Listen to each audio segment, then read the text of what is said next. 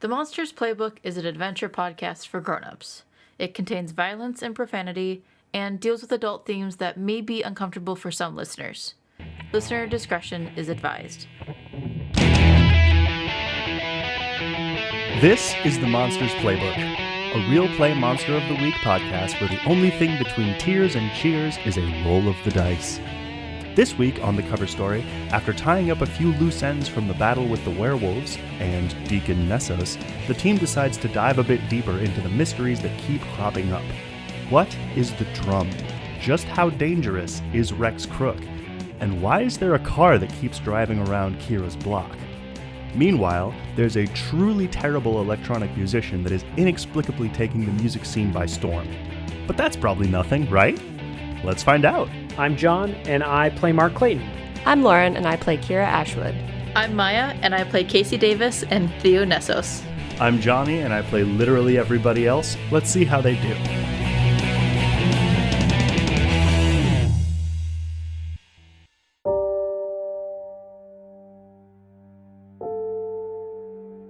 I think that Casey's gonna pack up her stuff upstairs and come down, and she's gonna walk over to Theo and I think just squeeze her shoulder but not say anything, but she's gonna look down at Deacon and be like, so what are we gonna do with him? Kira take a look at him is he gonna be out for a while? Can she read a bad situation? Roll read a bad situation. 10. Well, he's snoring noisily. Big, huge industrial lights that, when you flip them off, they take forever to fade. That's what's going on with the runes on his back. And I think you can even kind of see the heat energy, emanating off of it, like fiery smoke. I think Theo's gonna say, we have to get him back to the motel. How long will he be passed out for? Like this? Until 6:45 a.m. And what time is it right now?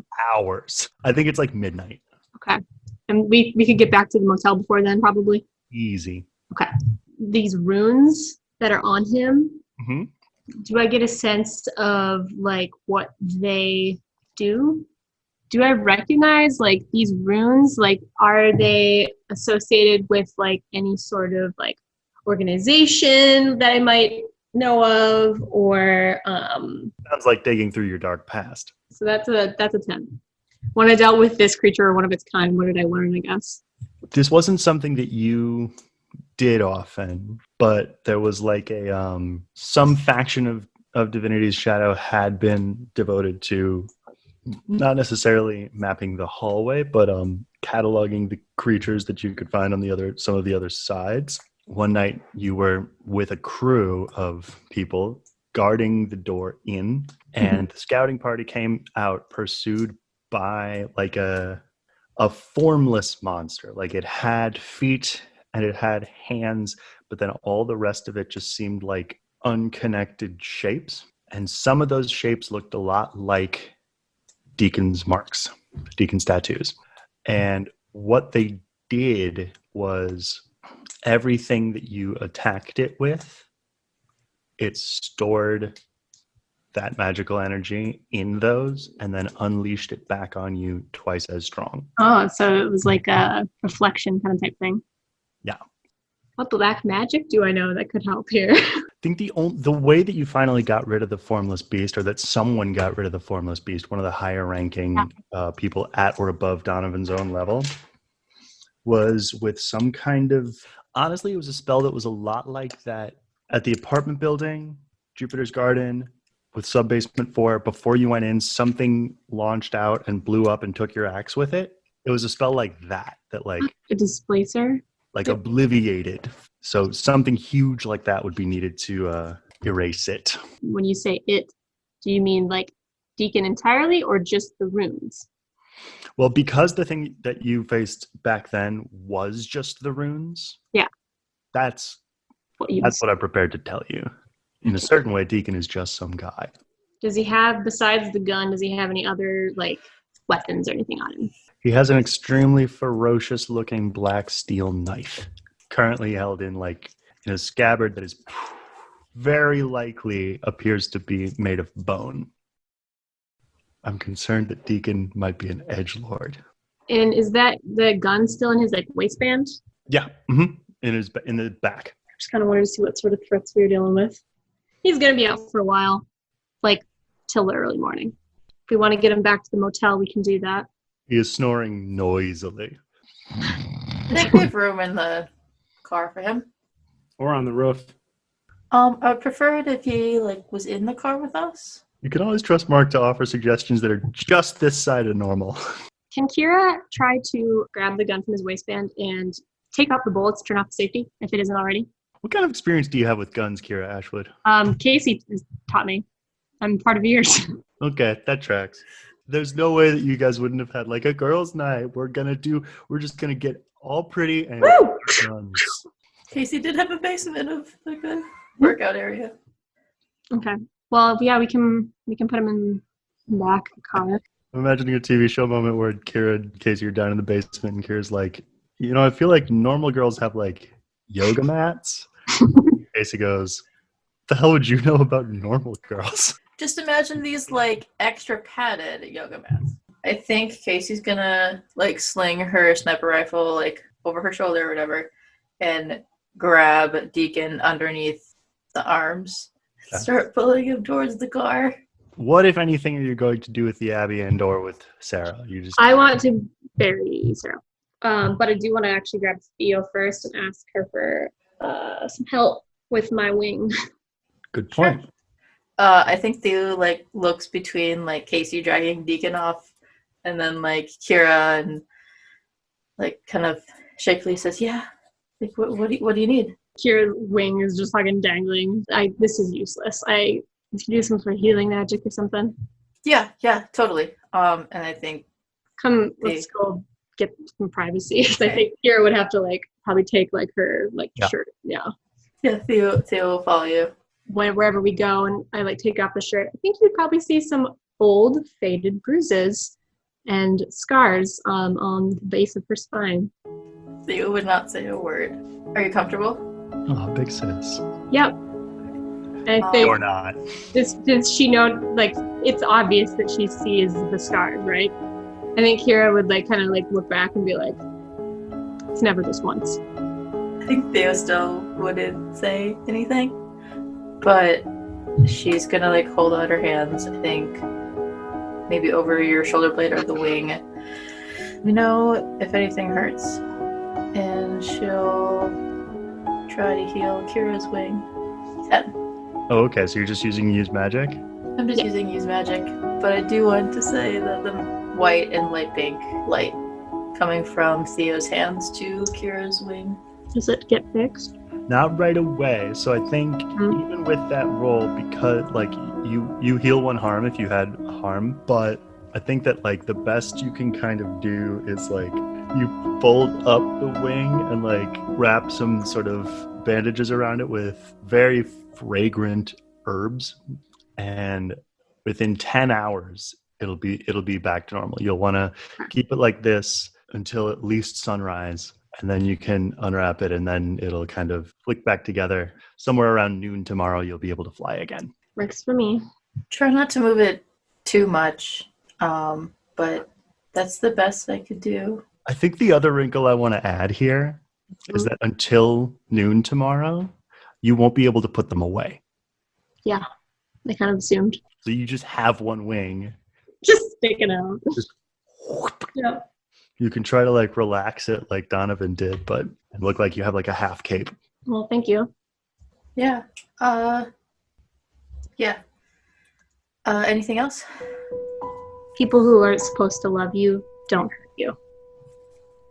I don't know what's going on with you and your brother. It's not really my place, but that's not okay. And you know it's not okay. There's no excuse. That's just how it is. That's how my family is. That's not okay. I mean, maybe for you and how you grew up, but that's how we are. I don't buy that. That's not you. Why should your family be any different? Theo roll manipulate someone. 10. Drop it, Kira. Let me know if your wing starts to bother you. And then I think Theo's gonna walk away. Alright. I'm gonna start burying Sarah. Roll X under pressure to see how fast you can do that. 7. You might not finish this before Deacon wakes up. Is Casey able to help? I'm imagining that Mark, Theo, Casey are waiting at the car. Mm-hmm. And I think Casey maybe checks her watch and is it's taking a little bit longer and goes to check on Kira. Why don't you roll help out? 15. Advanced move. Hey, do you need some help? Wings kind of slow me down. Over the course of about 25 minutes, you managed to dig your 6 foot by 6 foot by 3 foot and climb out, and you're ready to throw her in. I'll put her in there and cover it over. Casey's still there? Can you give me a couple minutes? Yeah. We'll be at the car. Yeah. Holler if you need something. Yep. Am I able to roll sharp to get a read on Kira, how she's doing? Sure. 8. Kira, how are you doing? She's doing all right. She's trying to get closure. Kira kind of stands there for a minute, this is awkward. And then I think eventually she's like, well, Tommy fucking believes in this shit, so I should probably say something. I don't really know you. The last 2 times that you've come into our lives, you tried to kill me. And it sort of left Tommy and I for a loop. So, feelings about you are less than ecstatic. I mean, you're the fucking ex that turned Tommy into a werewolf, so. But Tommy thought there was something about you that was worth saving, so guess you can't be all bad.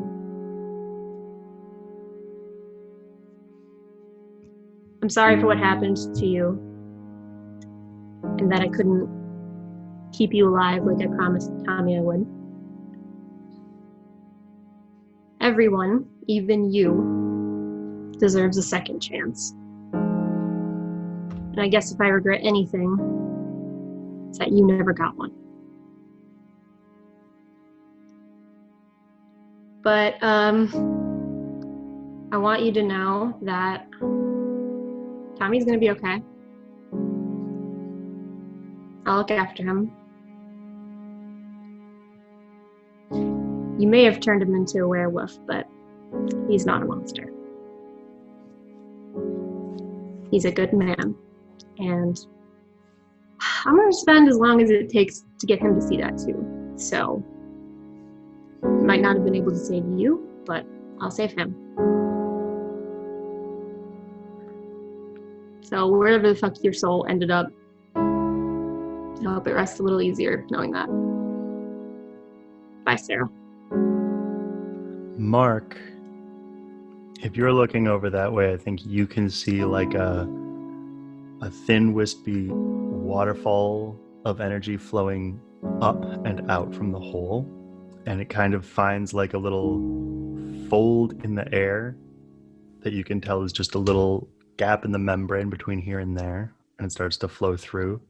And I think you don't see this, but you get a sort of vision of Sarah looking at Kira and kind of nodding curtly and then turning around and peacefully walking away. And then everything goes white. Do you come out to the car after that? Yeah. She heard your message. That's good. I'm fucking tired. Me too. Let's get back to the motel. Casey throws the car into gear. So what's the sitting arrangements, by the way? That is a good question. Because how many people do we have? We have 5 of us with Deacon. Theo's in the back with Deacon. Okay. Casey's driving. Yep. I think Deacon is I think Theo's in the middle seat and then Deacon's on the far right, leaned against the door. Mm-hmm. Yeah, that's what I was envisioning too. Mark, did you still want shotgun? Or do you want to sit by Theo? I'll take shotgun because Okay. I'm just gonna play that awkward game. Can I act under pressure to see if Kira just fucking passes out? Sure. I think she's like exhausted, emotionally and physically. And I think Theo's trying to sit as far away from Kira as possible. I rolled really well, so I'd stay awake. You have to stay awake. I mean, you could pass out if you want. I could, but just keep an eye on everyone. I think Casey would put like the radio on really quiet, or worst case, like have it quiet but change the setting where it's just in the front. I think Mark turns it down a little bit. Mark is tired from that. Well, this song plays.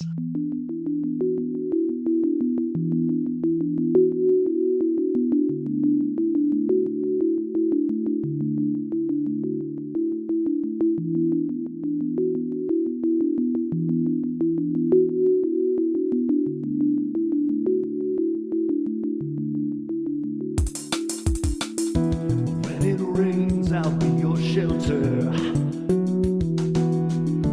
When it snows, I'll be your tree. When there's thunder, I'm your lightning. You can find the light in me.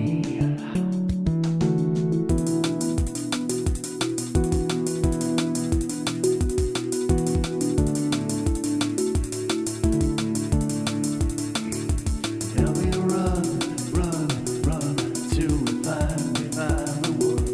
And we know deep inside that we'll never, ever be alone again. We will never, ever have to hide.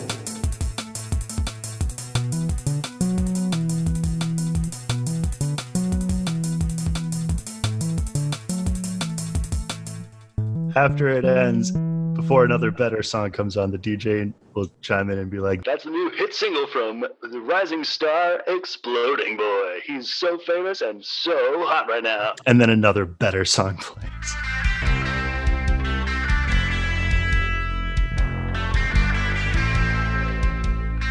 It's been a while since I listened to the radio. What are they putting on here nowadays? Music. The boonies. And with that, I think that's the conversation on the car ride home. Definitely think it's very quiet. Just Casey wouldn't say anything, and Theo's definitely not saying anything. Yeah, I think Casey's gonna pull up in front of the motel, turn the car off, and I think she'll look back in the rearview mirror at Theo and just say, "Do you need help getting him upstairs?" And Theo's just gonna like nod. Yeah, that'd be really helpful. All right, I'll help you. I think Casey's gonna help Theo bring Deacon upstairs. I think it'll take two people, and Theo's not going to be able to be one of them.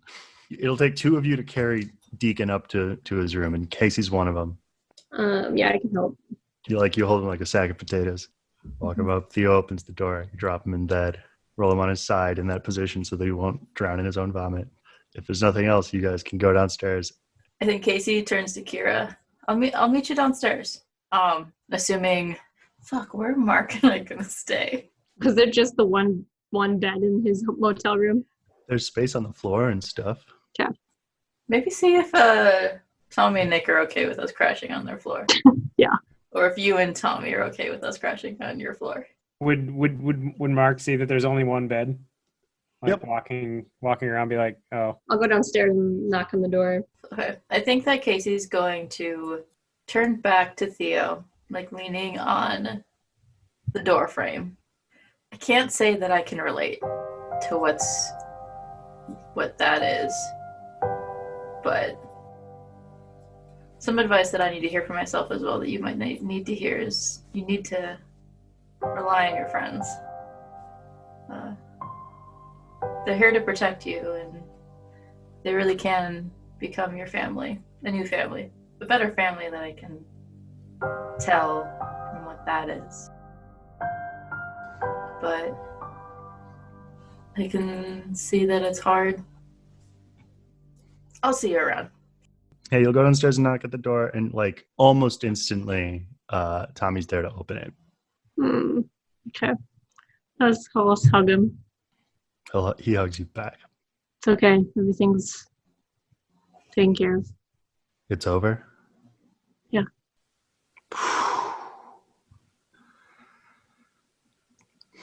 Thank you. Yeah. They'll like stand aside to indicate you guys should come inside and be like, given how you guys got here, it's look, it's not much, but he's like taking some extra blankets and pillows and like built little ersatz sleeping bags. Cute. Where's Nick, by the way? Nick is sitting on the floor, like on one side of what's clearly a pile of playing cards. They'd been playing some kind of a card game on. Casey's gonna sit on one side of the door against Yep. the wall. And I think she's gonna take off her jacket and like put it on top of her and use that as a blanket. Okay. Gun across her lap. Classic. Okay. You guys hunkered down for the night. I think Theo does not sleep. That sounds right. Just like rapt attention at the slow, somehow sinister snore of her brother. What I think that means is that everyone will heal up one harm except for Theo. And then let's make some rolls. Okay, woman with the plan. Fuck yeah. 14. 2 holds. I'm really nervous the day I roll bad on that because then you get to use a hold against me. Mm-hmm.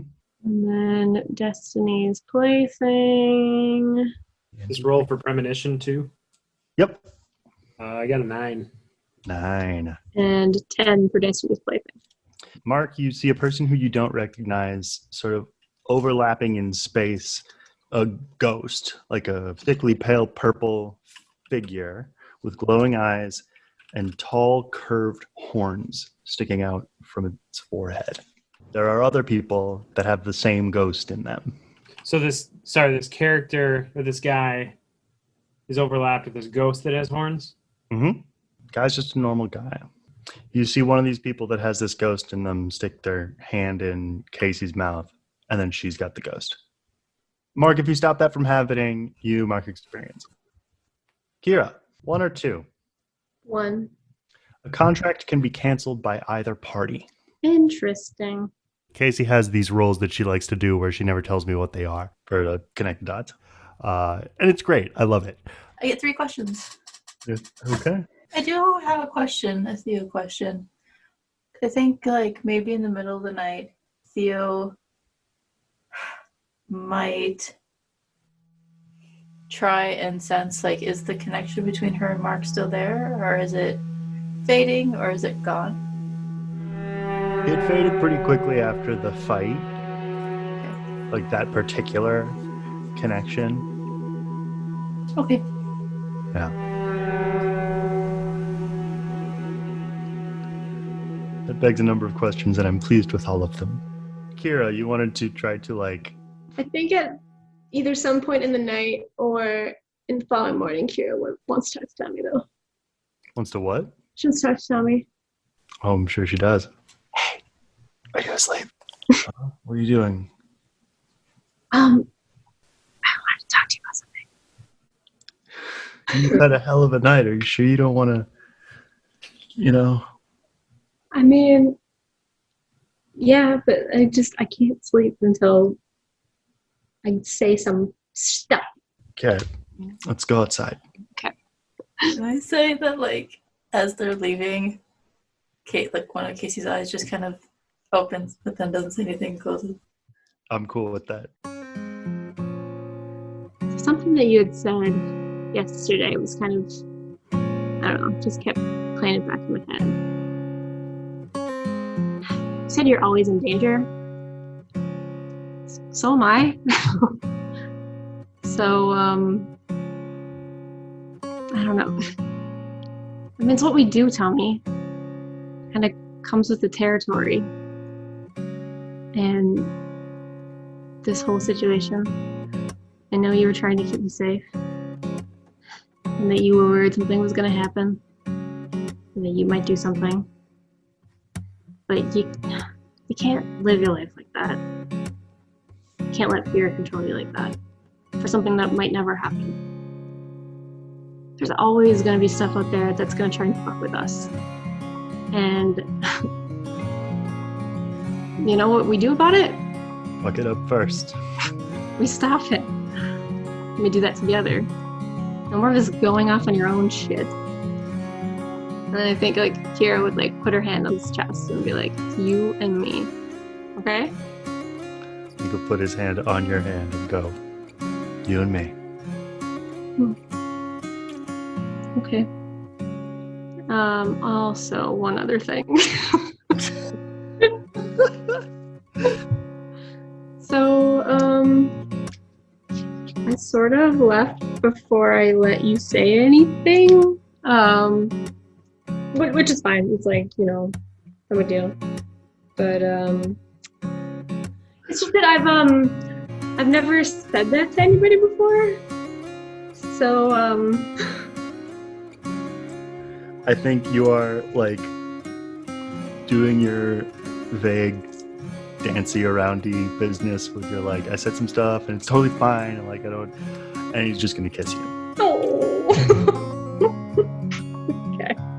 Oh, okay. And then he'll go, I love you too. End of scene. Good. All right.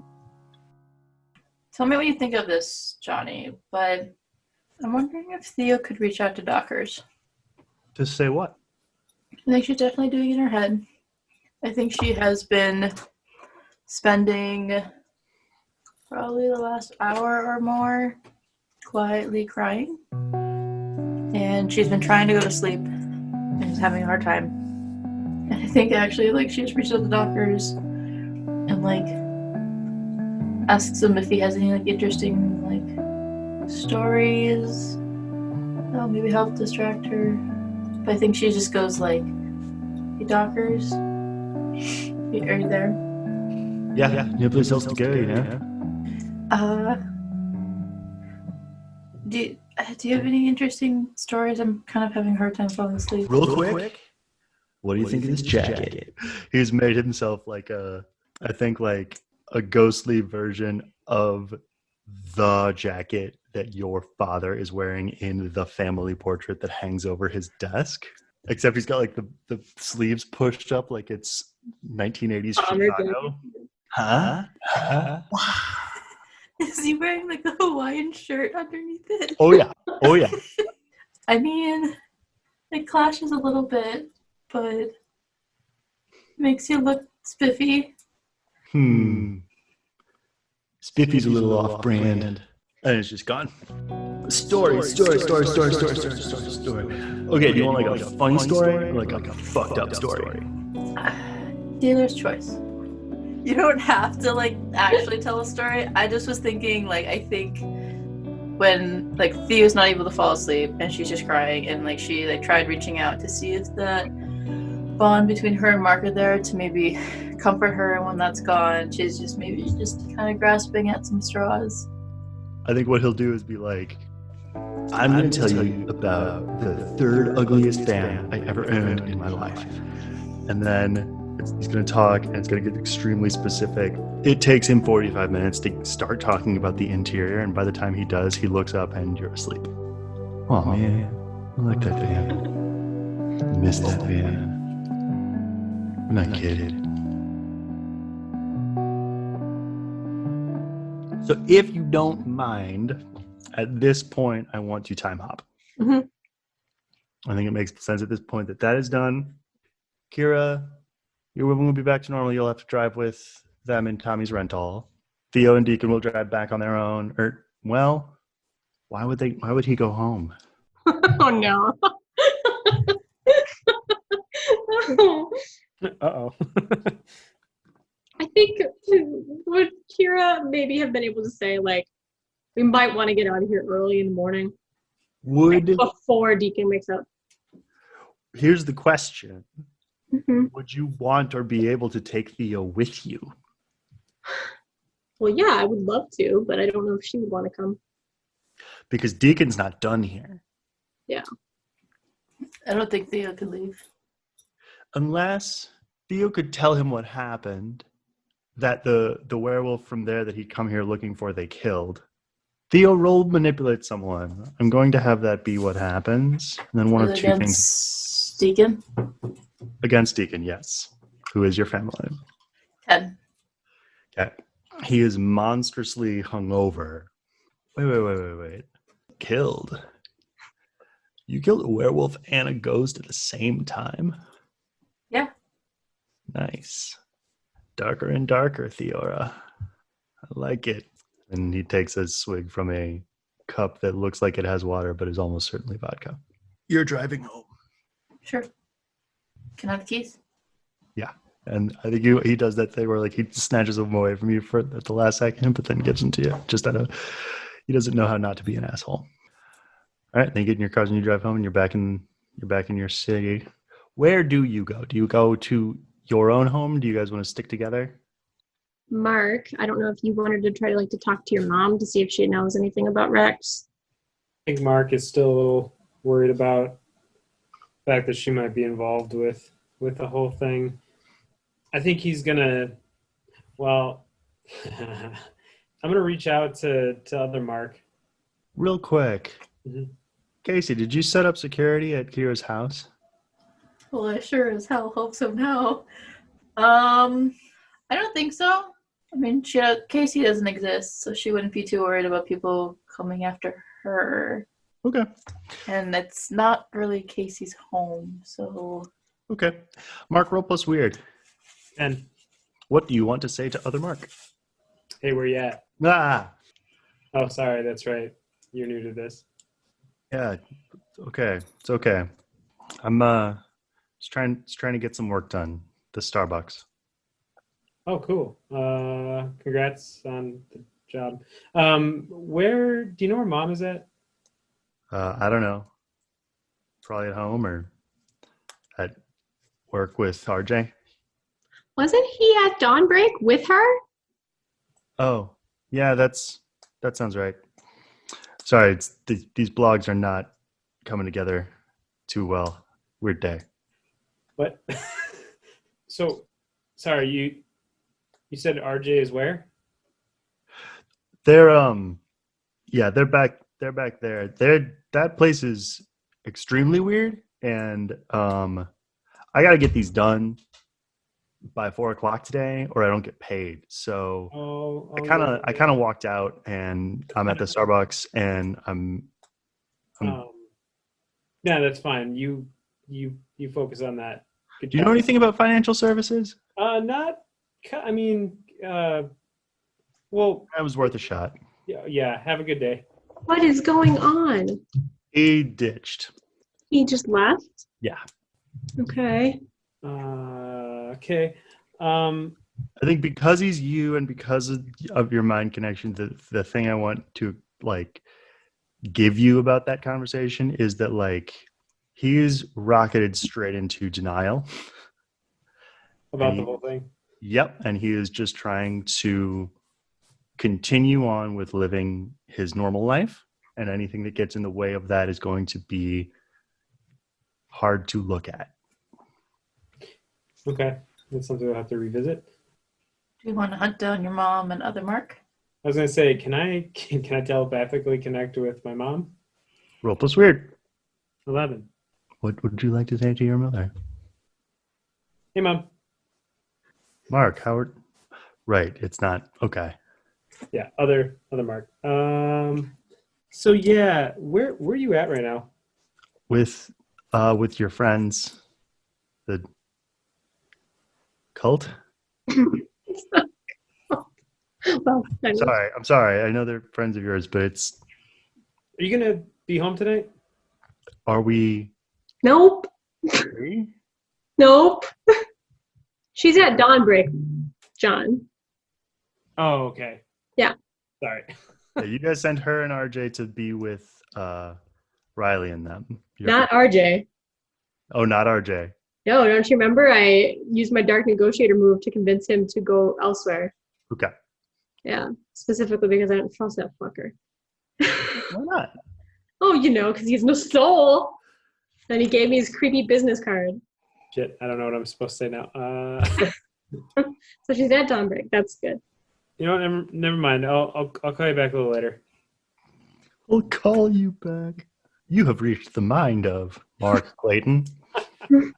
If you'd like to leave a creepy dream, press 1. Okay, so I feel like either we ask your mom if she knows more about Rex than she's letting on, or whatever. I mean, that's ultimately what I was trying to do, but then I'm confused by this Dawnbreak thing. We brought her to Dawnbreak because if you remember, the drum was after her. Yeah. And so we wanted to keep her in hiding. Yep. So that they couldn't find her. Essentially But what also protection. away from Rex because No.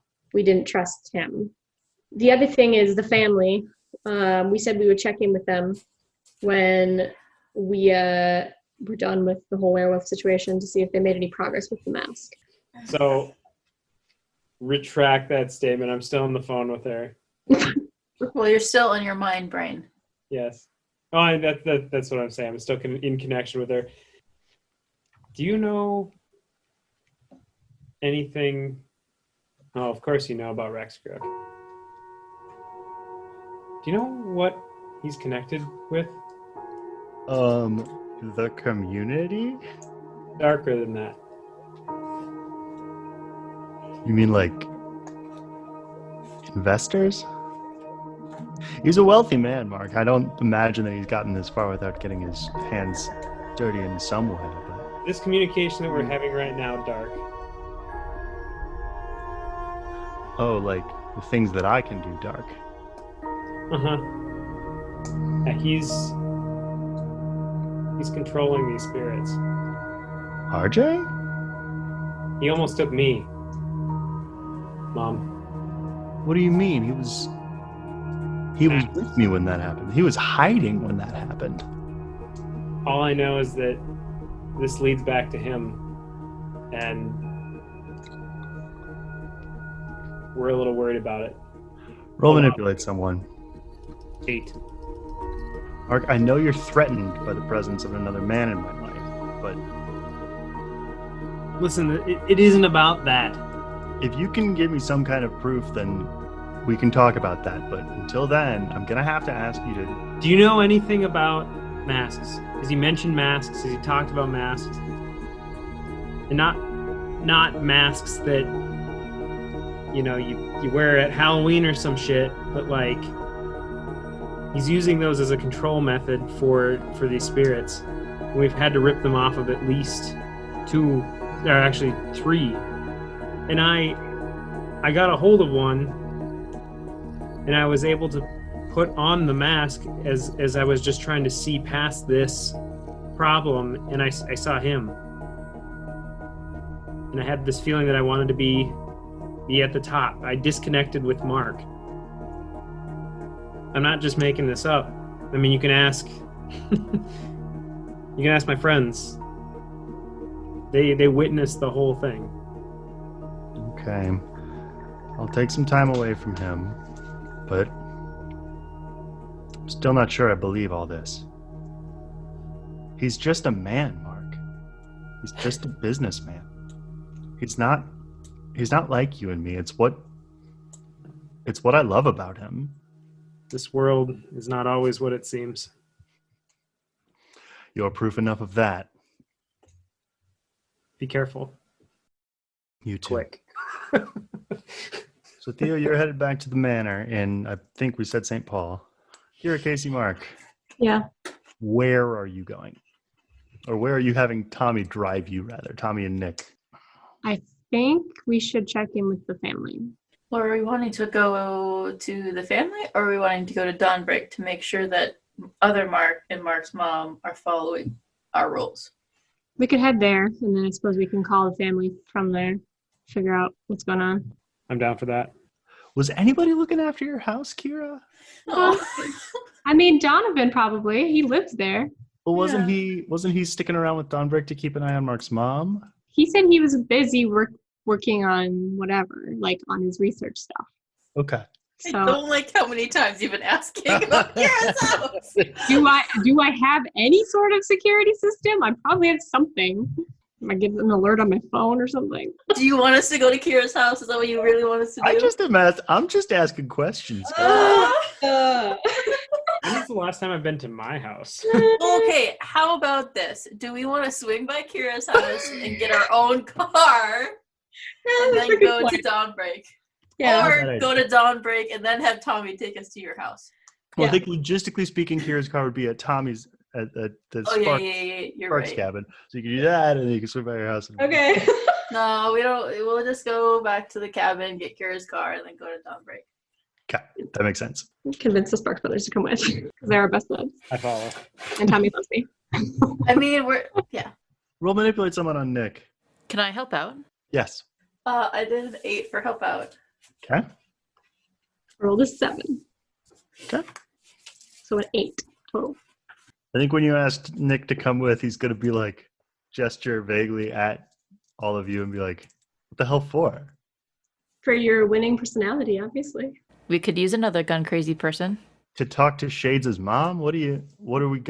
I want to fill him in on the situation with what Uncle was trying to do, and say they might be gearing up for a big fight, and we could use your help. He'll like sling a shotgun over his shoulder. Like, I do love a fight. Then do we want to swing by my house first, or Why? I don't know. We have no reason to, aside from Jonny goading us. Don't let him get to you, Lauren. Don't let him. Okay, fine. I'll go to Dawnbreak first. Well, you know what? What? I could use a point and ask him, like, when and where is the next critical event going to occur? Would that make you feel better? I don't know. Yeah. Okay, fine. I will use. Also, does Mark tell us what he saw? by the No, way? not yet. I haven't yet. Okay. Yeah, so Jonny, when and where is the next critical event going to occur?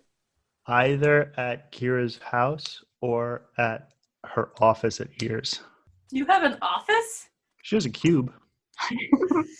Which is like an office, just without the walls. But every time she looks at it, Kira can't stop thinking of it more as Casey's cube, which had been. Yeah. Well, if we know that something's going to happen either there or my house, where should we go?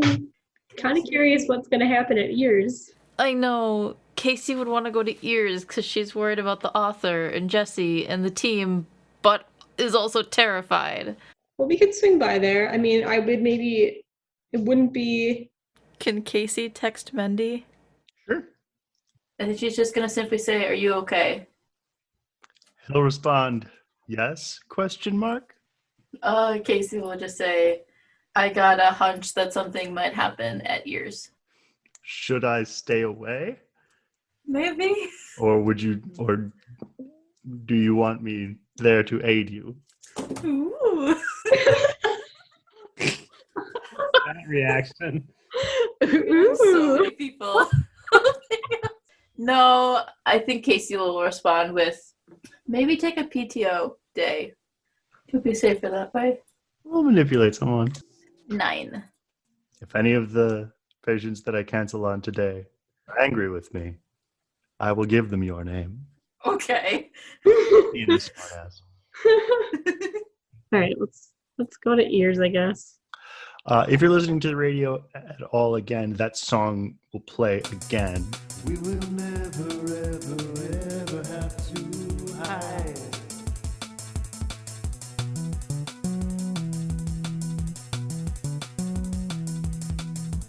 Ooh, they call him Exploding Boy because he is blowing up all over the charts. That's Exploding Boy with I'll Be Your... ... Can I roll investigate a mystery? Just can't stop getting requests for that song. Roll investigate a mystery. 8. You can ask one question. Who is Exploding Boy? I think you can pull out your phone and kind of Google him. He is a Minneapolis-based musician and producer. His real name, Carl Rathke. He just put out his first album, and it is ferociously popular. The album is called My Words. It got a 9.5 on Pitchfork. It got an A- on AV Club. We don't give perfect scores, but this is a perfect record type shit on all the webs, all the interwebs. they're going to try to do a thing for the remainder of the month that every single Saturday he'll be playing the XL Energy Center. Tickets for those shows are no longer available. Where's Casey sitting in the car? Shotgun, probably. Mine in the back. Yeah. I'm going to put my hand on her shoulder. I need to show you something. You asking permission first, Mark Clayton? Yes. That's character development. Sure. Thanks for asking. Just blam. Visual of her getting ghost mouthed. Are there any details I can pull from that? Like who it was that was controlling the ghost, who the ghost was? Not with Mark's 9. You get all the detail he got, which is same ghost, multiple bodies, and then it goes into yours. I shouldn't say ghost because Mark, now that you're sort of more aware of their and its nature and yours, it's more like a spirit or what you might call a demon, a proper denizen of there. Have you shown Kira this? She's driving. Kira, do you want to see this? Maybe not when she's driving. Yeah, just give me. Hang on. Pull over to the side of the road. Roll act under pressure, Kira, for reasons that I don't care to disclose. 8. You pull over to the side of the road. What do I see? And does anything from my dark past seem familiar? Would you like to roll that, please? I would. I just put my finger on her shoulder, and that is now my new thing where I will touch you to get your attention first and then do it. 13. Okay. Ask the requisite number of questions. Do I know anyone who might be behind this? It's very rude that they made that a yes or no question. Because no. Okay. Yeah, I think I want to ask when I dealt with this creature, one of its kind, what did I learn? I think it only really makes sense for this to have been a rumor that you'd heard, because I don't think Destiny's Shadow or Divinity's Shadow, there was a whole sort of I don't know what you would call it, remote office, a camp that for at first inexplicable reasons had gone completely rogue and began, I think, killing indiscriminately.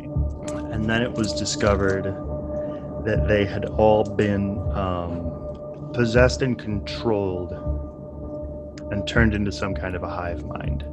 Okay, so that I would share that with you guys. It's just rumor, but could be the same kind of thing. Some sort of hive mind. Well, please don't let it get in me. You know who might be able to help with that? Theo. Why? This is protecting me. She gave it to me. She might be able to do something for you. Oh. Prevent Well, something from possessing him once. should we get her? Is she gonna want to see us? I don't know. I hope so. I can reach out.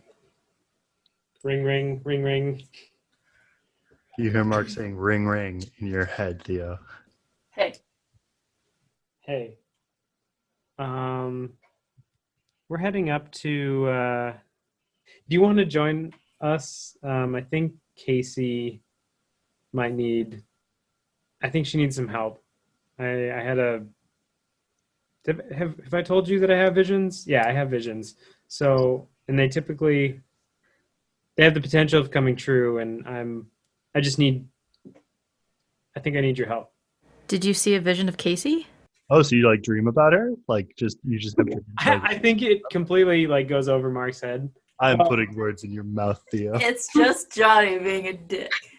So yeah, she has this demon thing that could potentially be taking her body over, and I'm wondering if you have any abilities that would be able to help her.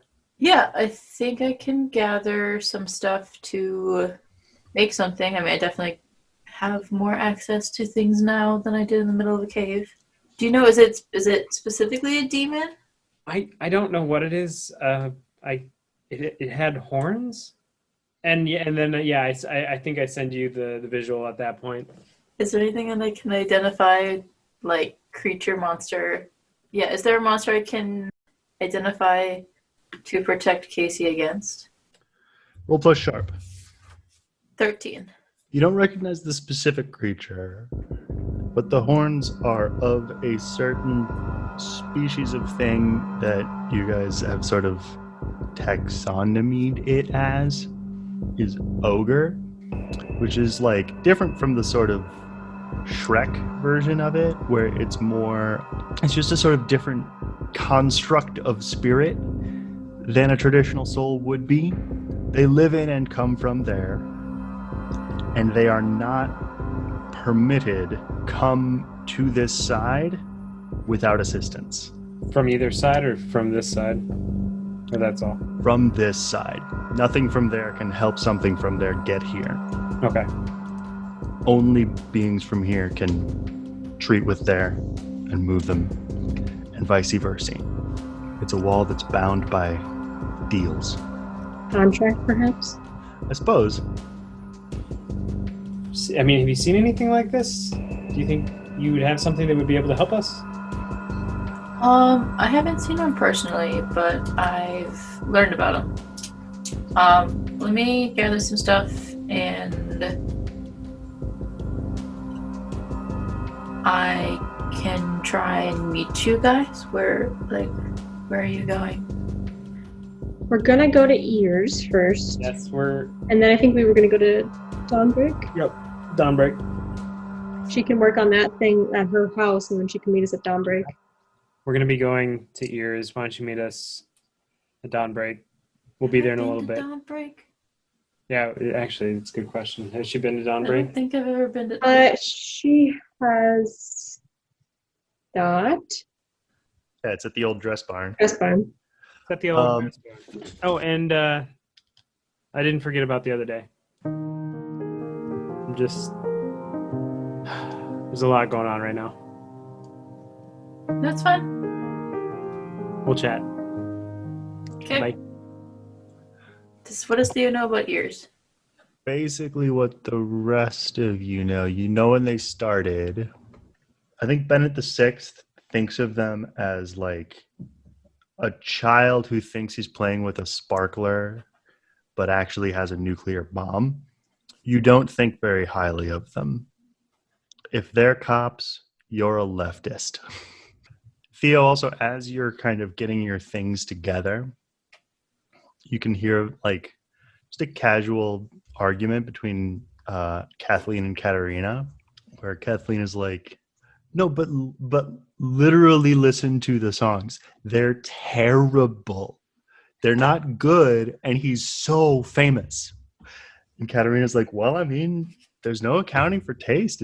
Maybe he has a really good street team. Kathleen's like, street team? You don't get people to tell you about shitty music a lot and then it's good. What are you missing here? Katerina's like, I don't know, all of it? Why are we talking about this? Think with Casey, I feel like Theo might enchant a necklace instead of a bracelet, considering the person was reaching into her mouth. Okay. So can I take the time before heading over to the dress barn to do that? I think I will ask you to roll use magic. 9. Do I add +1 because of practice? Why? Because to bar a place or portal to a specific person or type of creature. You know what? Yep. Okay. What did I say? 6. 10. Okay, so I think, he'll take a, I think the reason you overhear this conversation is because you just fully walk into the twins' laboratory and like they're arguing with each other about music or whatever. You like take a length of silver wire, you put on the alternating jade and marble pearls, and then you like, I don't know why I like to get stupid details like this. I think you dip the whole thing in olive oil and then burn it off and then hook it to a clasp and then hook the other end to an eye. And then, you have a very fragrant, slightly tacky, but definitely effective necklace charm. Yeah, I guess Theo's gonna try and sneak out of the house. Would you roll act under pressure for me, please? That's gonna be a solid 5. Oh, another adventure, huh? I assume it's Deacon. It is Deacon. He's got his like padded motorcycle jacket on and his like, I think, beige tunic that goes about halfway down to his knees, under like sticking out from below. Up to see your friends again, huh? Nope, just out gathering supplies. You know you can't really lie to me. Why don't you cut me in? Why? 'Cause you owe me. What do you mean? I had plans for that werewolf, Theo. I mean, is it my fault that you lost the car and got drunk? I haven't figured that out yet. We're doing nothing. Come on, I'll give you a ride. No. Okay. I can help, you know. And then he'll kind of turn around and walk away and be like, we shouldn't be enemies, Theora. And he'll walk back into the house. You hate him so much. I don't know what to say to him, because, like, I want to, like, fight back, but that's not what Theo would do. I think that tracks. That's very on brand. That's very in character for Theo. You're just like, Hope what you so. what is No. shouldn't be enemies, Theora. And you realize that even she didn't expect herself to say that. I feel like Doc is just like, whoa, nice. We just stick it to the man. That guy's a cop. I think because Theo might be feeling a little bit empowered. Can I go find my brother, my older brother? Okay. Yeah, he'd be in the house. I'm assuming maybe he's in like his own office. So if Theo's gonna knock on his Definitely. door. Yep. Theo's gonna knock on his door before stepping in. His door's open, but you are expected to knock. He doesn't look up. He's seems to be copying something from a large book into a more portable one. How was Iowa? Kind of boring. Deacon got drunk. That doesn't sound boring, but I'm glad you got out unscathed. I look at you above the top of his glasses. Yeah. Sorry to bother you, but could I borrow one of your cars? He'll take his glasses off. Be like, I thought you liked your street razor. I do, but I kind of need something more weatherproof. They can hold more than one person. Roll manipulate someone. 6. You do know why Deacon isn't allowed on family business, right? Because he broke a rule? And if you're with him, I'm not You'll with have- him. well, that remains to be seen, Theora. He'll put his glasses back on and be like, just try to keep your street razor out of the rain, okay? And he'll just like gesture to, if there's nothing else. They'll turn and leave. Roll plus sharp. That's a 6. Okay, nothing. It's for you to hear something. God damn it. Okay. Theo goes to her moped. Okay. All the rest of you are pulling up to the dress barn. Ears. Weren't we going Ears to ears? first. We're going to ears first. Yep. Yeah. All right. You pull in, a portly parking attendant scans your badge and makes you kind of sign in for all the people that you All are the bringing extra in. people. Yep. Can I use my ears badge? I would love for you to use your. No, don't do it. Oh no. No, Casey will hold on to it. Roll act under pressure, Casey. Oh, fuck you! You're a monster. Do you want to? Don't. Two to it. He's goading you. You little shit. 14? You keep your badge and your face hidden from him. On the way to ears, I do think I would want to fill in Casey on what I know about the drum and ears. I think I would say, hey, just heads up. I don't totally know all of the details and what it means, but do you remember the drum? Actually, no, you weren't there. I would have told you about it, though. The agents that we fought, and then obviously the people that we fought, or 2 days ago, however long ago that was, at Mark's mom's house. Yeah, so they are, I don't totally know what their connection is, but I know that they are connected to ears in some way. And I don't know if it's like a sect of ears or what they used to be. I'll say kind of what they had said, where it was like, ears has lost its way, the drum is how they'll get it back, or something like that. Some sort of fanatics or something. Hell of a time to tell me now. Well, as we go in. I want you to know, I want you to be aware of what's going on before we jump into the situation. Who knows if they're going to be here? I don't know exactly what the status is on them, but... Do you know if any of the team is aware or part of it? I'm assuming they're not a part of it. I don't think so. Would that be something I'd be able to tell at all? You tell me. I don't think without like doing some sort of internal investigation would I be able to do that, and that would maybe raise some flags. I don't know. I don't think so. I just want you to be aware, so we're all on the same page, and hopefully no fucking surprises. I think Casey's gonna be quiet the rest of the drive.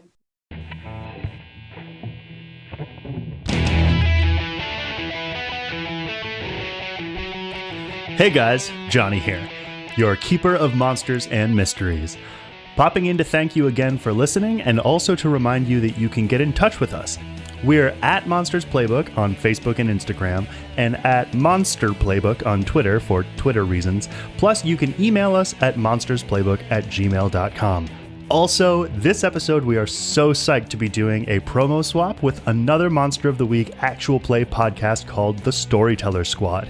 If you like our show, you'll probably like theirs. Take a listen and check them out.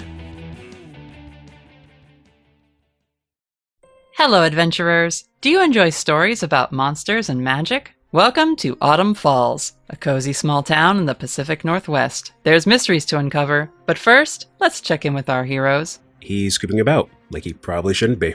I'm Hugo Rashad. Fighting monsters isn't the safest thing.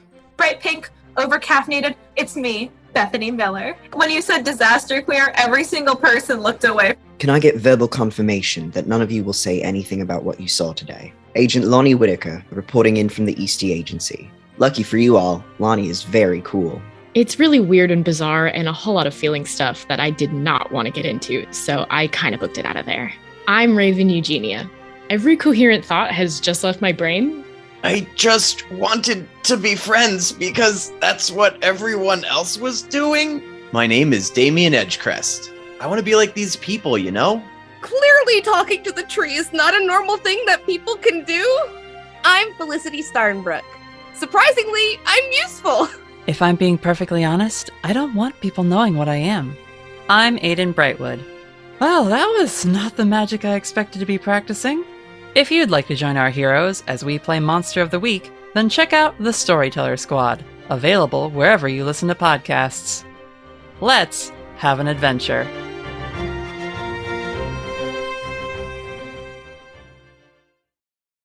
Check out The Storyteller Squad at thestorytellersquad.com, or find them on Facebook at The Storyteller Squad, or on Twitter and Instagram at Story Squadcast. And be sure to follow along with their adventures wherever you get your podcasts. And now, back to our adventures.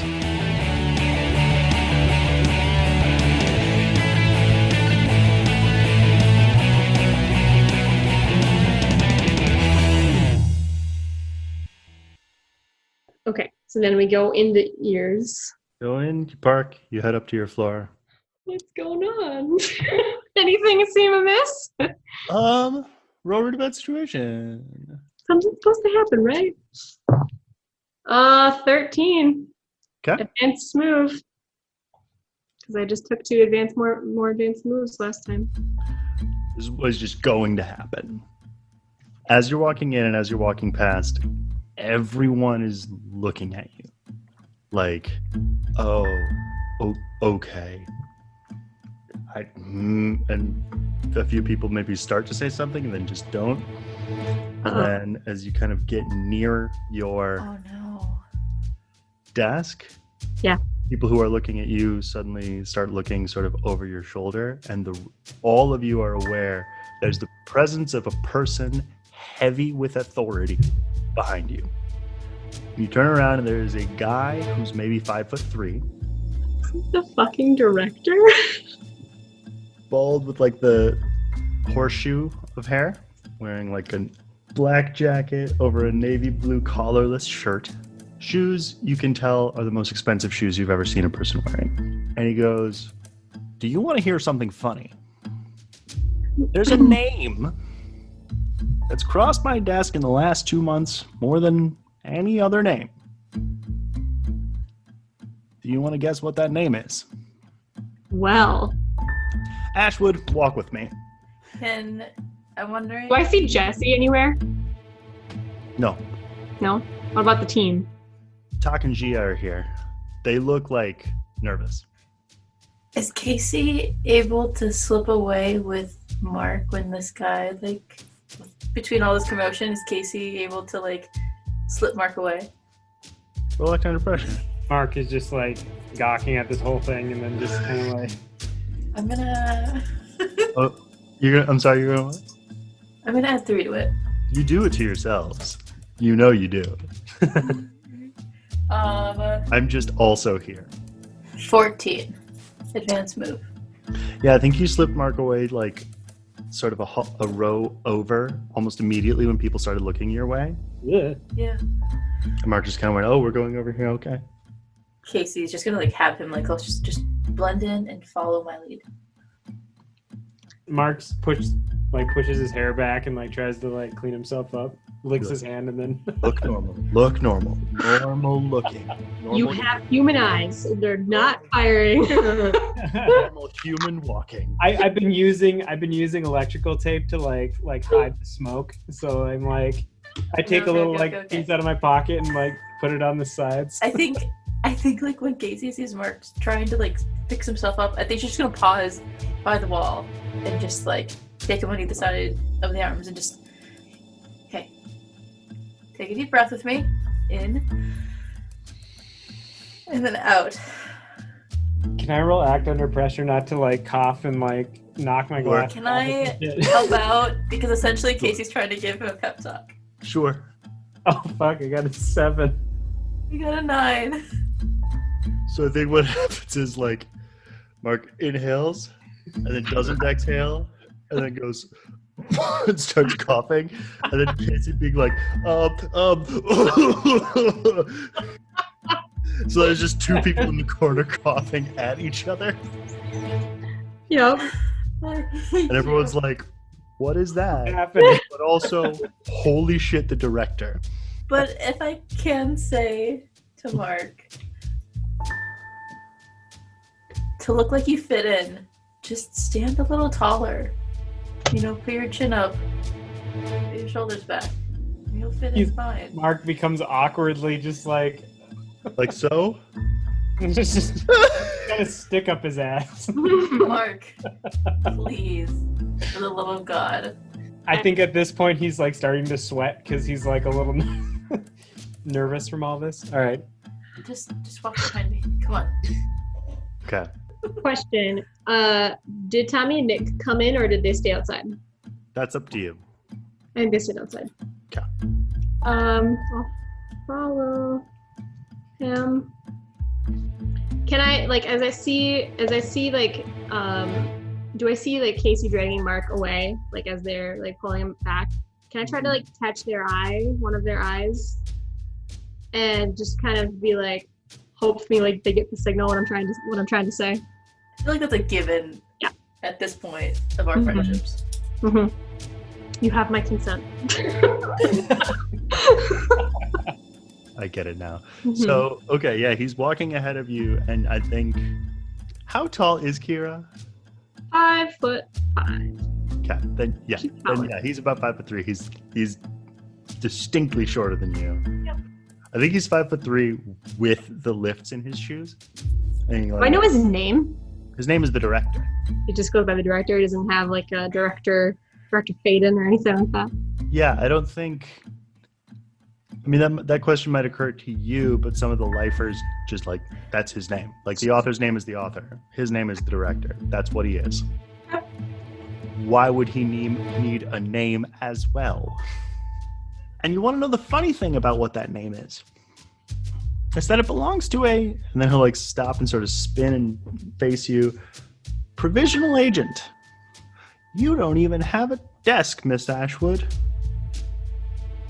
So why are you on so many high-profile cases that deserve my attention? And he'll spin back around on his heel and keep walking and like beckon. Sure is just staying quiet for the moment. He's gonna walk a little ways, and then like you're gonna go down a sort of section of hallway where it's like, you know, the cube farm still exists, but then at a certain point there's like a line, and then all the cubes are empty. And then way at the end of this hall with all these empty desks is his office. And his office is huge. In my head, his office looks exactly like the director's office from Control. Big cherry desk, huge window behind it. And he sits down at it and he sort of beckons towards a chair in front of the desk. And you sit down and someone you hadn't noticed before exits the office and closes the door behind him. And the director leans forward and says, "What do you know of the drum?" Who is this other person that I see? I recognize him. Just like someone in like white and black, dressed like a caterer, like some kind of lackey.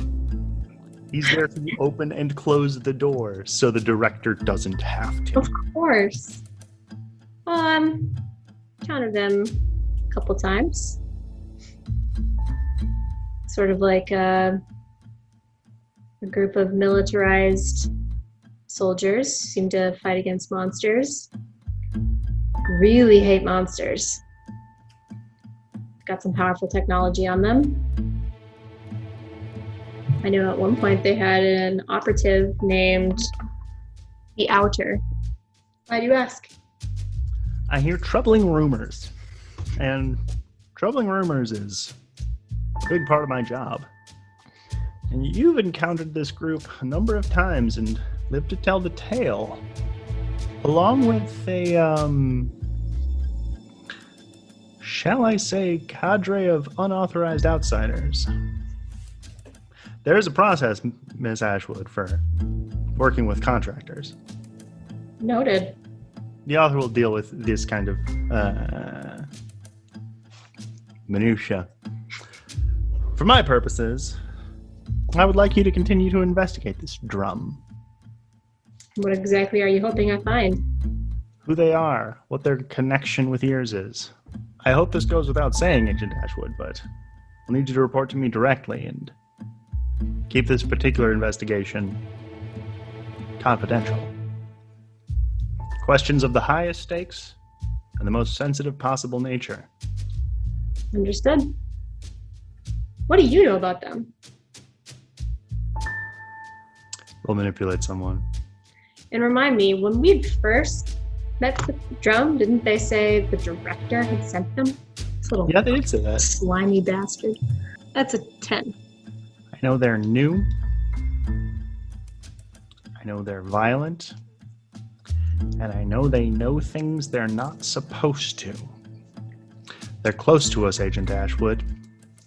A scorpion riding the turtle. Is there anybody else that can be trusted beyond you? I'm glad you asked. No. He'll like tap his badge and be like, anyone with this badge is potentially compromised. Well, Mark, I hope, was listening the entire time. That was what my signal was to, I don't know if you guys would have picked up on it, but I assumed you did. Ah, she says she'll be thinking. I'm saying Mark's telepathy. No, I know. If he could hear everything that was being said. Mm-hmm. Yeah. I mean, I didn't pick up on that as a character or as a person. Oh, come on. I thought you got me. Couldn't you roll plus sharp or something? I want to let this ride because I think it's the same thing as Aaron. I mean, Casey's literally in the belly of the beast. Her, like, kind of worst nightmare. At least 3 groups of people that she's afraid of, that they don't know her, are here. Mark, would you roll plus sharp for me? Of course. So, you said roll plus sharp? I did say that. I rolled a 4. Hey, Mark, do you want to know what you haven't been doing? Listening. Cool. Glad we established that. Love you, Kira. Don't get fired. Bye. Kira, you 100% think that they are listening. We are ears. We hear everything. Yeah. This is cool, guys. This is really cool. I mean, you're going to tell us when you see us. We'll see. I'm worried that there's going to be something that might prevent me from doing that. Casey, what did you want to do? I want to find Jasper Peters. Aw, okay. For the listener, Jasper Peters is an entry-level ears agent who Casey had enlisted to help research Nathaniel Rose and Faces back in season 1. You find him. Okay. I'm imagining he's a cubicle. No, yeah, he does have a cube. That tracks. Mark is just trailing behind Casey, but I think that Casey's gonna come up to the top of it and kind of lean on it, and she'll be like, "Hey." Oh, do you need me to move so you can get to the trash can, or? Oh no, I was gonna ask you here to ask you a question. What can you tell me what's up with the director here in Ashwood? I have the badge and everything. Who are you? I'm one of the new interns. Congratulations. He'll pick up his thing of coffee and be like, go talk to your sponsor or whatever. Oh, that's weird. Agent Davis said that you were cool and you knew what's what. I guess he was wrong. He chokes on his coffee. He'd be like, Davis has another goddamn recruit? I mean, I guess I'll tell him that you weren't as cool as he thought you were. No. I'm so cool.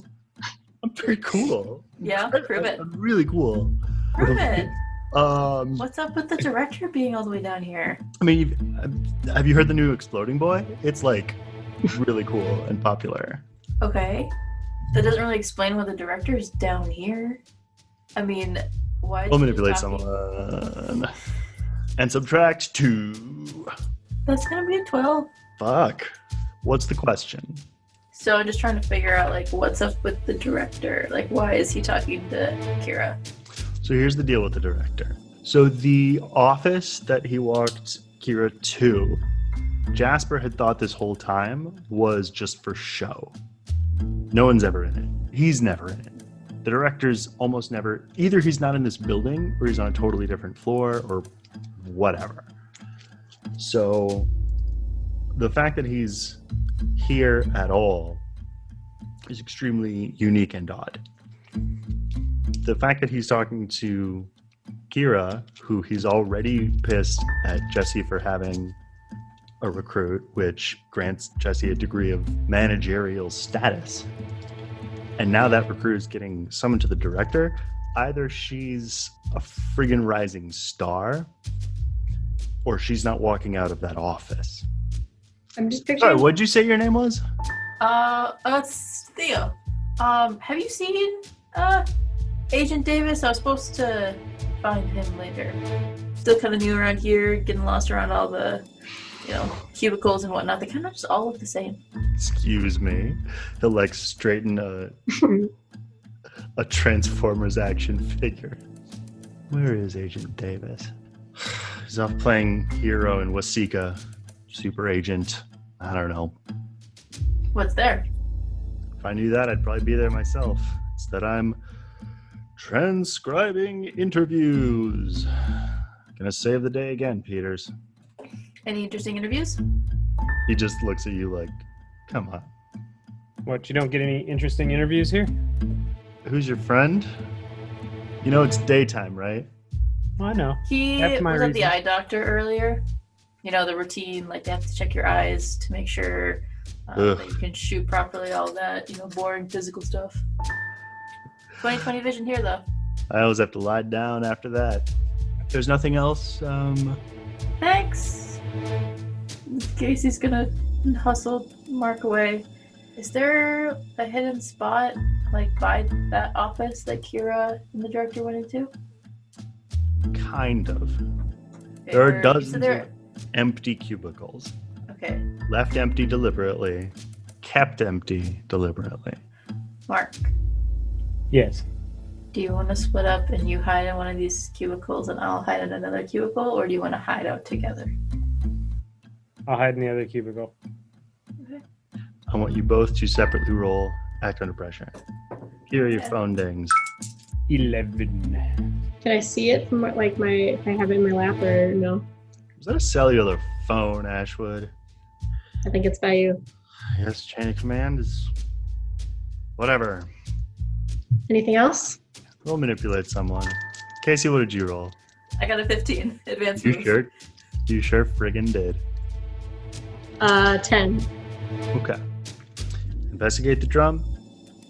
Find out who's in charge, who's funding them. Come to me and we'll track them. Sounds good. And Kira, there's a reason I'm coming to you. No one else has encountered the drum and survived. Be careful. Then he spins around in his chair. I'm always careful. I'll walk out. All right. Check my phone. It's Donovan. I think he's very bad at texting. Odd car at house. Never got used to T9. No. Should I kill them? Space question mark. No, don't kill anyone unless they attack you. Keep an eye on them. Where did we put the drum member? Tommy and Nick. We should definitely interrogate them. I also want to talk to Dad because apparently Dad knows more information about the drum. So I guess we should go to the family after this instead of Dawnbreak? Probably. I don't know. Does the director stay in his office? Yep. Walk out. I'm just gonna as I'm walking out the building, I'm just gonna keep an eye out, see if anybody's following me. I think the person who had opened and closed the door, two things. One, Casey and Mark, this person is doing rounds in these cubicles to make sure there's nobody in them, and you manage to stay hidden from them. At a certain point, that person just stops, spins on a heel, and walks back to the office, opens the door just in time for Kira to get to it and walk through. That person then closes the door behind you and stays inside the office. Okay, so Kira texts back Donovan to just tell him to watch them and don't make any moves unless they come at you. I think she would just try to find Casey and Mark. It's where did they fucking go? goes by her desk and is looking around. Would she have anything like the drum members had, where it was to kind of cloak themselves so people can't watch her? I don't know. Would she be able to find that in the office somewhere? Well, you took the one from the guy. I gave it to Mark's mom. I mean, Ears does have weird tech. Yeah. Why don't you roll deal with the agency? Explain to me how you're looking for this. Are you gonna ask somebody? Are you just gonna see if you just happen to have one? Yeah, I was gonna be looking around, but I failed, so don't worry about it. So you start looking around for this specific piece of equipment, and you hear a voice behind you. Well, nice of you to join us. Jesse? The author. Oh, hey. I've needed to get in touch with you. How was Iowa? Scenic. You know, at a certain point, you're going to have to do some missions here, Agent Ashwood. Is there anything you need help with now? Oh, you can fit us into your schedule? That's not how this works. You don't pop by the bulletin board, see if there's any work needs doing. So what do you want? Tell me what the director wanted with you. Classified. I'm sorry? It's classified. What do you think is going on here? You have a name, Agent. I'm the author. You know what that means? I'm the secret. What did the director want with you? We want to help on something that's classified. Get out. All right. I'll leave. Yeah. Actually, while we're at it, Mark, I want you to roll Weep plus Sharp, and I want you to roll Read a Bad Situation in case you want you to roll Help Out. 8. 13. Jesus. And this is my advanced move. Okay. Help Out is your advanced move. Yeah. Okay. Mark, that person, the door opener thing, 1, it wasn't human. 2, it was an angel. How do I know that? It was a good roll and an advanced move. Help Out. You get 3 questions, but I'm not letting you ask them. You could see, I think you could see it with your sight, and it's like it was a person walking around, but then the other thing that it also was an ethereally gorgeous spirit face, a straight up like halo, and then that thing of like trio of wings coming out of its back. I'm gonna shoot that image over to Kira. The third thing you know. To Kira or Casey? I think I'm gonna send it to both. Okay. Like, I am your eyes this evening. Yes. So Kira, while you were in there, you knew as you left the office that this thing is an angel. Mark, the third thing you know, and Casey, it works here against its will. Can I try and communicate with it?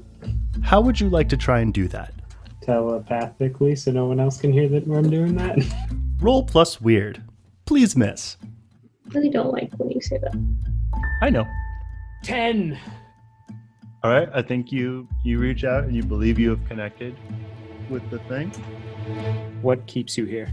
He responds in like, I would have you roll plus sharp, but I'm just going to tell you it's Aramaic. You have no idea what words he's using. Does he know where? Does this entity know where I am? Is it aware of where this is coming from? With certainty. Does it seem hostile in any way, or confused, or it just knows? Like, is it settled on the fact that it's doing this thing that it's doing? Yeah, I think the best that I can do for you, Mark Clayton, is to tell you that it advises you, like, speaking in your mind in words you don't understand, but then, like, walking kind of up to you in the cubicle where you're hiding. You're not supposed to be here. It's like telling you to leave, to not be in that cubicle anymore. Can I feel if this entity is stressed at all, or like? No. Okay. I try to give it some sense of acknowledgement, and does it just kind of continue on its way, or does it? If you leave. Or is it just focused on me now? It's like standing at the sort of door to this cubicle, and it's like, and the party, festivable. Okay, so I'm gonna get up and nod at Casey that I'm heading downstairs or wherever to leave. I assume it's with me on my way out. No. There's this sort of zone of empty cubicles. You were hiding in one. It makes you leave the zone and then moves on. Can I not leave the building but go somewhere else? Can I find another hiding spot? Sure. Roll act under pressure. 9. You go into a cubicle that actually is fully equipped and has a computer that's turned on, some headphones draped over the back of the seat. You kind of like try to duck in there. Do I see anything interesting on the screen? It's Spotify. They're playing an Exploding Boy channel. Exploding Boy channel. That's the singer we've been hearing on the radio. Yep. We do notice that he only has 4 songs. And the one that you can faintly hear coming out of the headphones is terrible. Does it have a play count next to the songs? Mm-hmm. Which is played the most?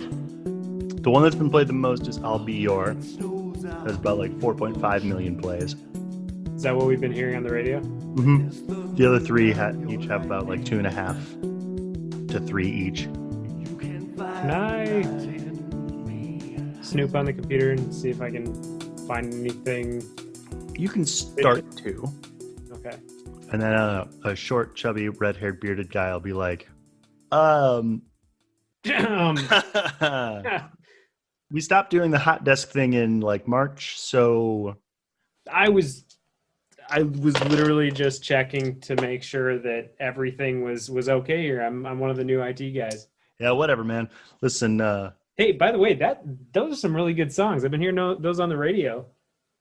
Yeah, they must be good. How did you get into them? Oh, just it's kind of top played. I just pop in whatever's popular. Okay. Well, yeah.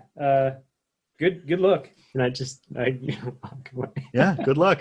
And with that, I just kind of like shuffle out of the room. Okay. Like okay. And I'll probably just like wait out in the like outside the cubicles in a hallway somewhere and just like look at my phone for a bit. Okay.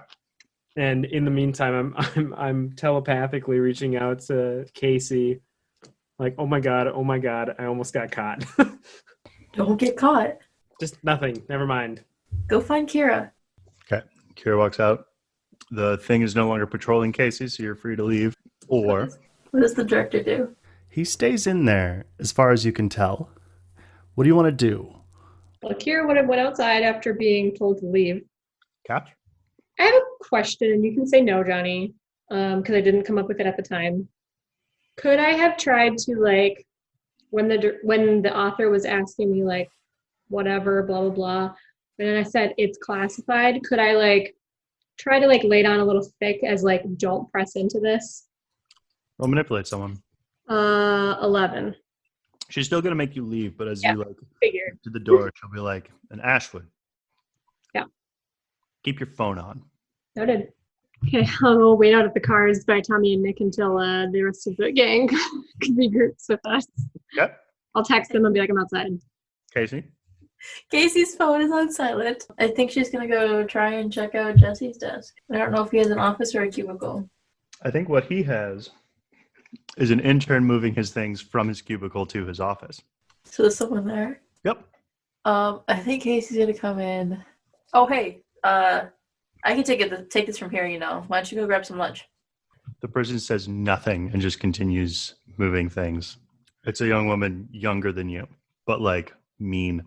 The producer said that they were looking for you and to let me handle moving Agent Davis's stuff. They don't stop. Seriously? Look, Battle Scars, I don't know why you're trying to do intern work, but it's A to B. I charge by the hour. I'm just trying to earn my stripes here. Don't take this away from me. I mean, if you're trying to earn your stripes, why don't you just go, like, find a monster? Okay. Maybe that works for killers like you, but I'm trying to be a knowledge worker, okay? Does she know who I am? She's like, you can sort of judge by the way she's talking to you that she's just intuiting that you're combat agent. Yeah. Like the way you carry yourself, she's like, I see the holster, I see the muscles, come on. Would I be able to check the computer while she's in here? Not without her trying to stop you. Okay. We're so good at going undercover, guys. You guys are actually doing great. Thanks, Dad. I think Casey's just gonna like huff and just be like, fine. Whatever. Just make sure you don't put that stuff in non-alphabetical order. He'll get pissed at you. And then you'll really have to work to get higher up. There's a stack of framed pictures on one end of the desk. Don't do this, Jonny. The one on top is Jesse and your dad, like, proudly holding up perfectly baked pies. Runs in the family. Fine.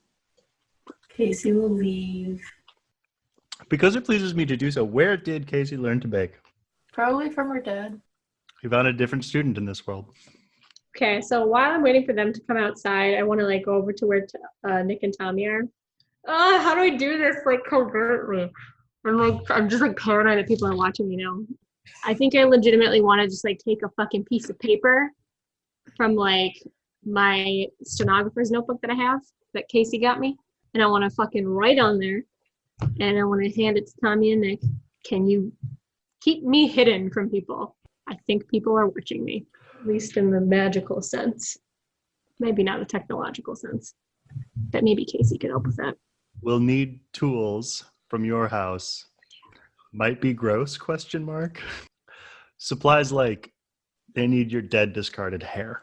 Oh, okay, yeah. They tried to warn you. Cool, and she'll spell it with a Kewl. Oh, God. Nick absolutely rolls his eyes. So, do you guys come outside? Yes, we are outside. Okay, quick change of plans. Think we need to go to my house really quickly. Are you okay? What did he want? Yep. What does that mean? What happened in there? I think I'm just gonna take the piece of paper. They're watching us. Yeah. Okay. Do you need me to drive? Do you want me to get the ice cream? Yeah. Totally. Ice cream. Let's go get some ice cream. All right, let's go get some ice cream. Make a cake. Okay. Yeah. Let's go quick to my house. Do this fucking spell. And then we should go to the fucking family. Okay. And get Theo. Are you wanting to drive or should I drive? Well, I can drive. There's a lot of shit going on right now. God damn it! We wanted to resolve other things, and now there's this thing. Tough. Fuck you. I mean, Almost like that's the game. I know. Also ignore it, Lauren. We could just go do whatever the fuck we want. Yeah, I've got a countdown. Okay, well, first I don't want them to be watching me. Can I tell if they're watching me before we waste our time? I mean, they're clearly watching me somehow. They knew I went to Iowa. How would you tell? So I don't know how much Casey would have trained me on like that kind of stuff, but like I would have looked maybe at like my phone, seeing if there was some sort of like opened it up the case, see if there's anything inside of it that was like using it to track me or something. Casey, if you're gonna have her roll, could Casey roll help out to like check Kira's car? Yeah. And Kira roll investigate a mystery. Yeah, so it's a 10. In case Ditto. Inside your cell phone, the SIM card on the on the narrow edge of it, you notice a seam, and there's a second SIM card attached. That fucking out. There's also the matter of your badge, and in your apartment building. Well, I live in a house. That's not what I mean. Oh. What? No, in my fucking head. Oh, geez. The camera on the exterior of the building that hadn't been there before. Oh, okay. So there's a surveillance camera or outside of my apartment. In your mind. In my mind. Yeah. Okay. I wanted to go into my fucking apartment and just like, actually, Casey, yeah, why don't you drive? Are we going to Kira's house? For now, yeah. Okay. We'll speed to Kira's house. Oh, I think I will tell you, park a couple blocks away, there's somebody watching our house right now. Oh. Sweet. Yeah. Donovan's keeping an eye on them. Casey roll act under pressure to drive. 12. I feel like, meanwhile, cut to the dress barn, and Yeah, it's probably there. Theo and Gad and Samantha Clayton are like, so I like your shoes. I don't think Theo's ever met Mark's mom. Oh. Oh, fuck. Theo's also like 4 years younger than Mark. Yeah. Mm-hmm. Yeah, I think Samantha compliments your shoes. I did want to tell like Mark, like we should probably let Theo know we're not coming. She should maybe meet us at the family instead. With your permission, retcon that basically every step of the way you've been like mind texting Theo, like, oh no, now we have to stop at Ears. Okay, we're upstairs at Ears now. Theo's just like, just let me know where you end up. Theo probably has like a small head. I mean, that's on brand for Mark. Okay, hey, now I'm sorry, it's me again. Somebody found me. Oh, cute. So, can I go into my apartment building? Sure. Is Anna there? Yep. Hey, I heard a really cool story the other day. Somebody was playing this game of hide and seek, and they hid this something that we had to find and get rid of. Do you know what I'm talking about? Usually. There's absolutely no way you don't have some kind of weird twin language to learn what we're talking about. Yeah. Like, blink and like, the camera. So we have to do a secret thing. Yeah. Yep. Yeah. No, I think it's over here. And then I want to direct her and bring her over to wherever the fuck this camera is. So, yeah, I think it's somewhere over here. And then can I try to like disconnect it somehow with Anna's help? Well, first of all, the answer is no. But I want you to roll use disrupt it somehow. Roll use what? Use magic. 11. So first, when you go to touch the wire to disconnect it, it is like touching the inside of a preheated oven. It burns your skin. I'll take the harm. Oh, you're not going to take any harm. You are going to be able to avoid passing out is the other thing, because it also burns your mind. I think you also have a memory as it burns your hand, it snaps into your mind the moment where who's now the author was then the producer handed you your badge and shook your hand. That burned a little too. When the author gave me my badge. Like when you actually first, it's a memory that you don't have from here. Right. But when you first joined up and Jesse vouched for you and you did the written test, and then she was like, welcome aboard. Like a graduation ceremony thing. The lights from the spotlight seemed to burn like this. Mm-hmm. So I'm not able to get rid of this camera? Nope. And then I do also think there's a little black box magnetized inside the hubcap of your car. Little GPS. Cool. Could I either read a bad situation or investigate a mystery to figure out who would be the best person to help me remove this from my mind? I have a couple thoughts. Yes.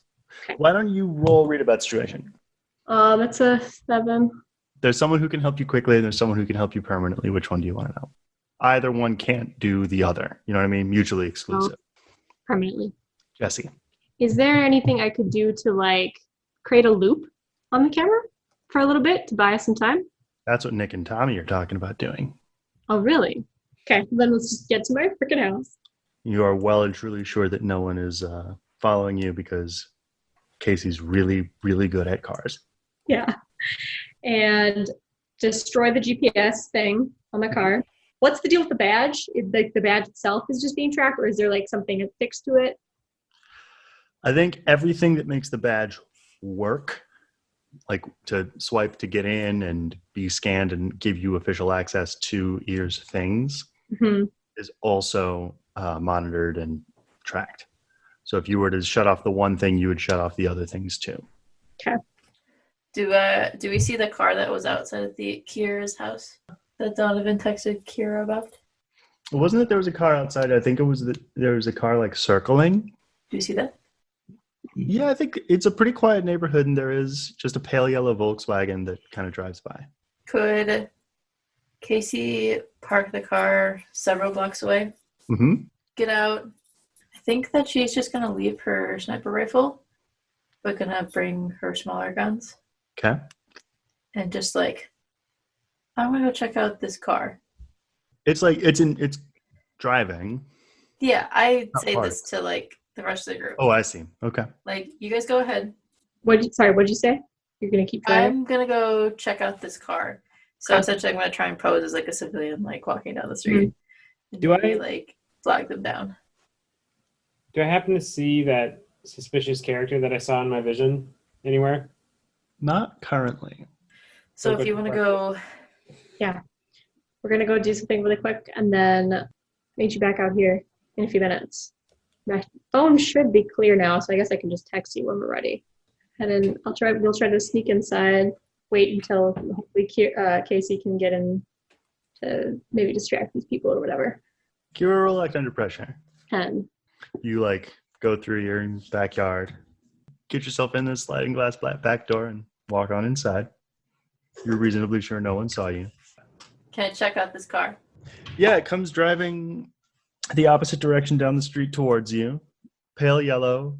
You know what? It's a Volkswagen Beetle. Roll plus sharp. 13. Okay. Advanced move. There are 3 people in the car. The driver is a big, burly football player looking type. Close cropped hair, very tan skin. The passenger seat honestly looks like a cruiserweight boxer. Slight just the beginnings of very shaggy, very curly red hair. And in the back seat is a young woman. Her chestnut brown hair pulled back into a loose ponytail, looking very casual indeed. Blue blazer, white blouse. Kind of a retcon question. Do you need Nick with you? Do you want Nick to go with you? Well, is Tommy capable of doing the spell? Yes. Okay, well, no. No, he's not. Then no. Nick is the mage. I need Nick. Tommy can go with you if you want. Yeah, totally. I mean, backup would be nice. Tommy doesn't know that she killed Sarah, right? I never would have told him that. Tommy doesn't really know. Tommy knows shockingly few facts about Casey. Both in this case. Well, she the really nice thing that she did for Kira. Saved Donovan for her. Casey will manipulate someone. What the hell? Okay. You've been doing great. Yeah, and I am great because I just rolled a 15.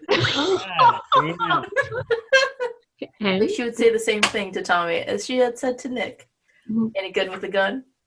Or are you any good at pretending to be my boyfriend?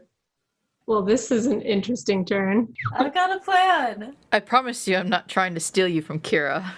Why don't we talk about this plan of yours and then he'll walk off with you. What is your plan, Casey Davis? I was going to try and flag down this car as if we were a couple that got lost and were looking for directions. Okay. And I'm hoping to almost gangster style do it where Tommy's on one side, I'm on the other, leading down the window, and then just shooting all three of them. Oof. Or at least two of them. You're a beast, Casey Davis. You don't even know who they are yet. They're a threat to you. Kira, you go inside. I think Donovan has drawn the blinds in the front room. Kept an eye. They're just doing laps. Yeah, they. I think they're trying to watch me. This is related to that job of yours? Yep. I just found myself in the hot seat, and I don't really like it. So we're gonna do some spell shit upstairs. Hope that's cool. I think Donovan looks at Nick very suspiciously. I'm sorry, you're going to do spells? Want to help? And Nick's like, you know what? Don't worry about it. Don't ask him. You guys, just get over yourselves. Oh, I'm over it. Yeah, let's just go do this then. We tell Gomez Adams to get over himself. Good one, Nick. Just keep watch. We'll be done in a little bit.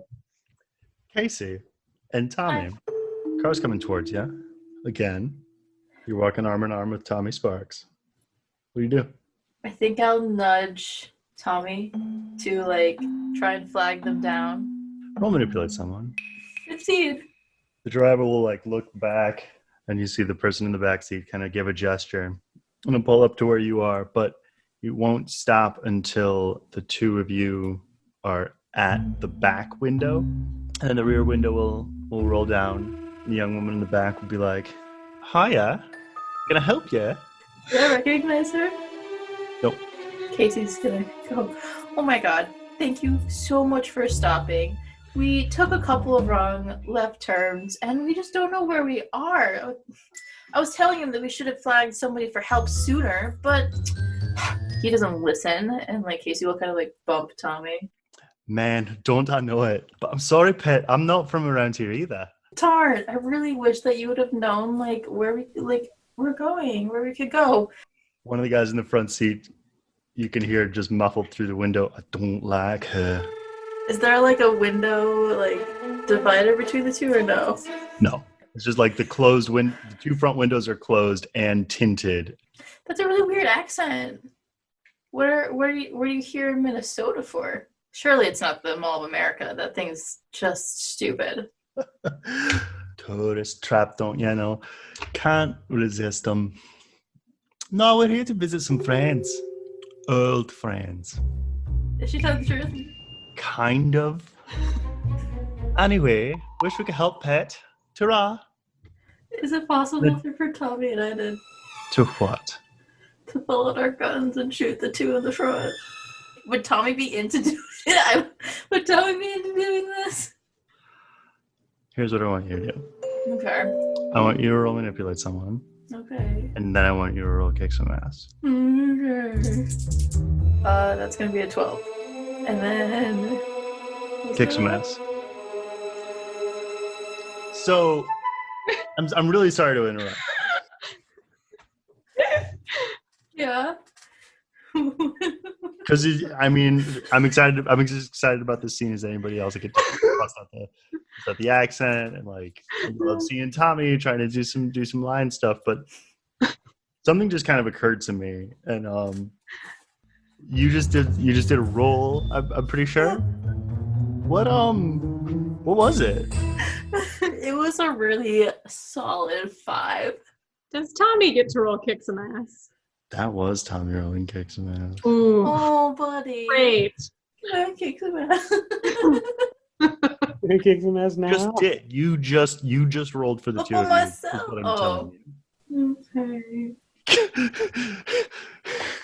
Casey fails a roll. Hey, can I roll that now? You said it was for Tommy. Yeah, that's why I asked if I could roll for Tommy, because I said No, that was you convincing Tommy to aid you in kicking some ass, and that was the two of you kicking some ass. You failed together, yay! So I think here's what happens. You're on the passenger side. Tommy's What on is this episode? Better not die. So I think you take out your gun. You can see the driver's eyes flash. Tommy on the driver's side takes out his gun, but not before the driver himself pulls out a huge silver handgun, fires it, shattering the driver's side window, nailing Tommy in the chest and launching him into the grass on the other side of the road. And then the car screeches away. Casey will run to Tommy and check on him. He's like out of breath, as though he got hit while wearing a bulletproof vest. It's fine. It's fine. Oh. Still hurts, but not like. And then he like opens his shirt, and it is just like buried in his skin. It didn't go through. Werewolf rules. That hurts. Oof. Let's get you to the house. I can get that out. We are gonna want to get to the house. He'll point to Kira's house, where the yellow beetle has pulled into the driveway, and the three people are walking up to bang their way through the front door. Fuck. Okay. Are you good here? Are you trying to abandon him? I was gonna try and run to the house, but fine. Okay, fine. Casey's gonna whip out her phone and call Kira. I mean, he can stand up and move and stuff. He just got like punched in the chest by a Well, gun. the way you said it, you're gonna abandon Tommy, like, made it sound. Well, you were like, "Are you good here to stay?" Well, like, are you okay to like go on your own so I can fucking bum rush them? Yeah, I think he'll say yeah. Either way, Casey's gonna pull out her phone and call Kira. Yeah. Do we have any? I'm guessing. Do we even get time to collect the materials or anything for this fucking spell? No. Cool. Okay. Phone rings. Answer it. What's up? They're gonna bust you down your front door in a couple of seconds. Sweet. Okay. Incoming. Just get Nick and Mark. I assume you were with us, and then Donovan's downstairs. Young woman grabs the football player looking guy by the collar. You can see that Casey. And Kira, the doorbell rings. Donovan shouts from downstairs.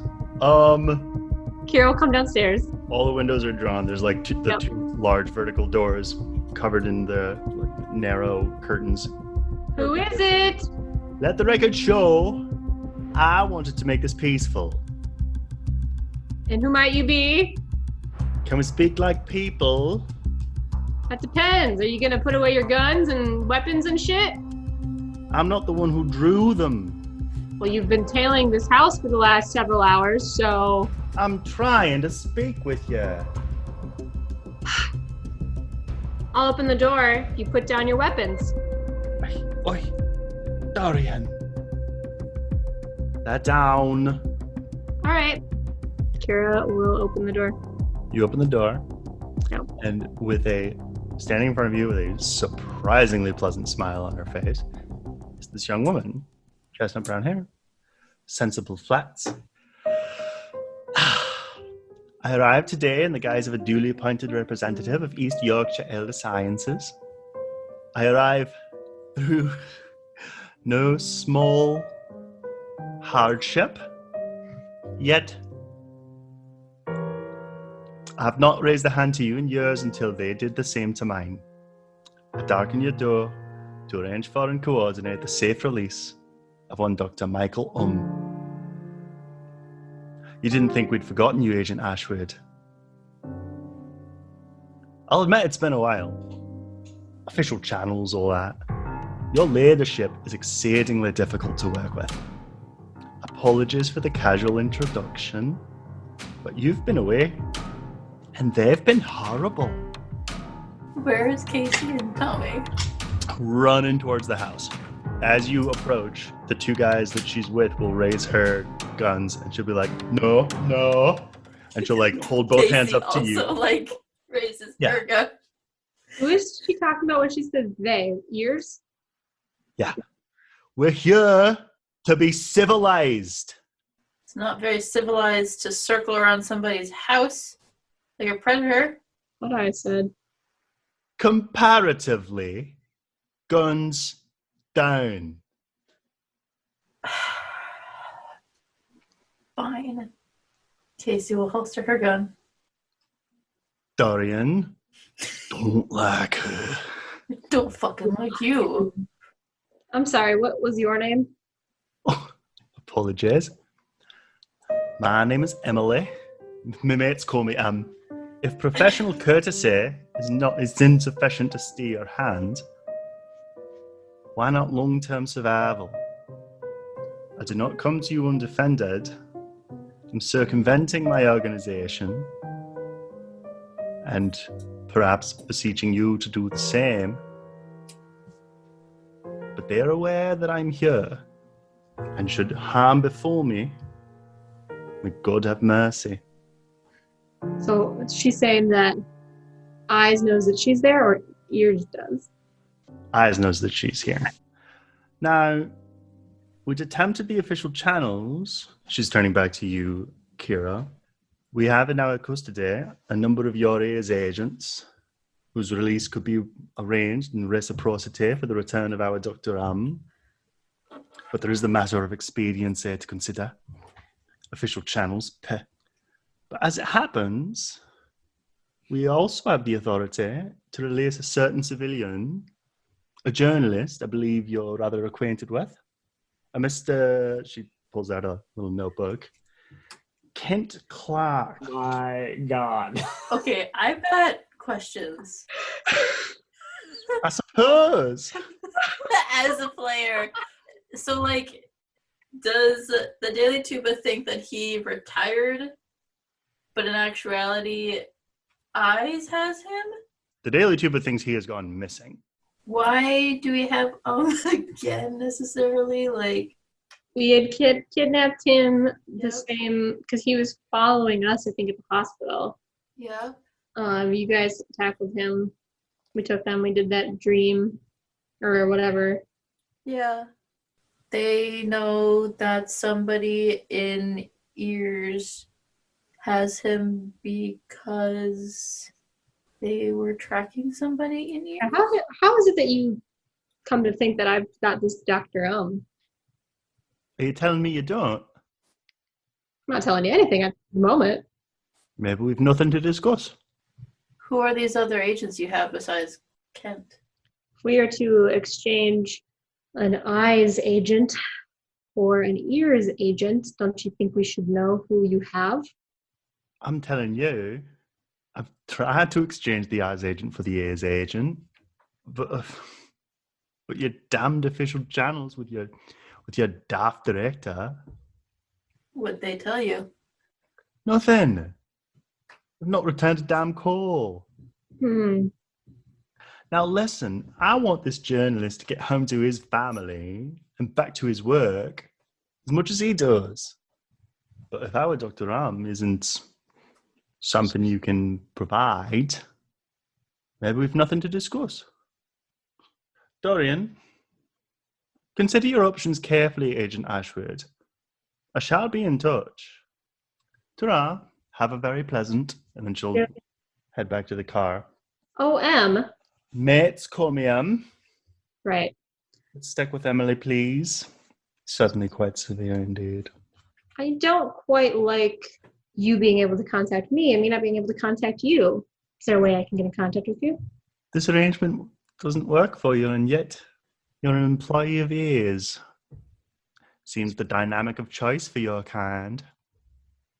Well, I think we can get in touch anytime we want. Fair point. Echo that in her head. Ooh. I like your friends. Me too. Well, Emily. Jamie, a card. The redhead will like reach into his blazer and pull out like a metal thing and click a button and it'll flip up a business card. It has a 4-digit phone number and it just says Emily. Mm-hmm. It has like in the corner like a very old looking like family crest like in teeny tiny barely perceptible. It says East Yorkshire Elder Sciences around it in a circle. And then as she gets back to the car, Dorian, the bigger one, opens the back door for her, and then she like kind of stands and puts a hand on the door and looks back and and Miss Ashwood, should you find your current employer less than worthy of your loyalty, I can put you in touch with our human resources. After all, your interest and your success remain logged. And then she'll get in the car, and then they'll drive away. So all of you are now inside Kira's house? Yeah. I'm gonna go get Tommy fixed up. Okay. And I think Casey's gonna kind of like storm off to the kitchen. All right, so I think throughout all of that, Nick stayed upstairs.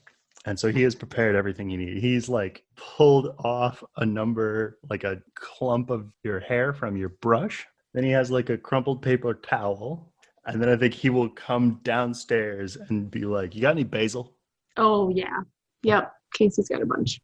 Okay, he's going to go over to the, I think, definitely fresh basil plant that you've purchased and have been growing by the window. And he'll be like, nice. This is potent. This will work great. And he'll take a little shears from his pocket that he definitely has, snip off a couple, and then be like, I hope you don't have a very strong sense of smell. Well, that's a great segue. Potions aren't always pleasant. Yeah. It'll be fine. Honestly, I think this is the point of the basil. So he's going to take this paper towel, pull down like a ceramic bowl, put the paper towel in, put the clump of hair in. Then he takes a big metal lighter out of his jacket and burns the whole thing. And put the basil on top and then pat it all down.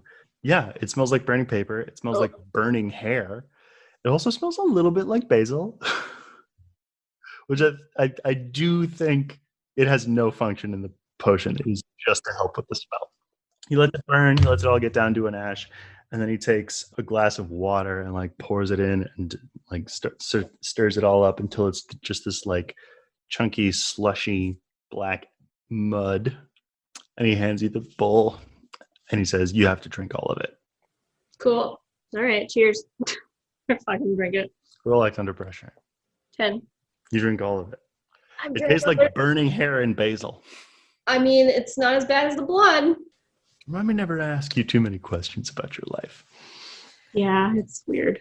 Did the spell get completed, by the way? Yes. So no more camera in the head? At least it's not functioning. It's on a loop? It's on a loop. One more thing. The badge. Would there be a way that, like, something I could put it in that could contain it, like a box of lead, for example, that would, like, not be able to be tracked? Would I know of anything that would work like that? Kind of cloak it? Mom would. But honestly, just not keeping it on your person would help. Okay, I'll just leave it upstairs for the moment. I think while Nick is doing that Casey is cleaning out Tommy's wound. Roll X under pressure for fun, too. I think Casey's going to be like, I'm going to need you to take your shirt off. 11. Okay. He's going to start doing it and be like, we're not still pretending I'm your boyfriend, right? No. Hurry up. Yeah, he has like a collapsed, crumpled bullet flush with his chest. And a spreading spidery bruise coming off of it. And then Casey takes out a first aid kit that she had put together that is underneath Kira's kitchen sink. What? Wow, you really moved in, huh? That's Tommy. Well, You've got nowhere else to go, and a friend offers you a place to stay. Wouldn't you take it? I think Touche. she starts taking out like tweezers, cleaning peroxide. How perceptive is Tommy? Quite. What are you trying to hide from him? I think Casey is struggling with some like resentment or some rage or just some anger. I think she's like a little bit too, what's it, like assertive of like cleaning out this stuff, like a little bit too hard. A little too aggressive. Yes. Be like, Jesus, you have the bedside manner of my brother. Sorry. You know that's an injury, right? Sorry. I'm sorry. Thank you. I mean, do you want to do this? Can you take out a bullet from your own fucking chest? Honestly? Yeah. Fine. Here. Okay. And then he's gonna stand up and kind of look in the mirror and set about doing it, and then be like, "Is this what you Is this what you did in the? I don't know, in the world where you existed?" What are you talking about? Medic. Help people, heal. Was this, I don't know, your job, your role? No.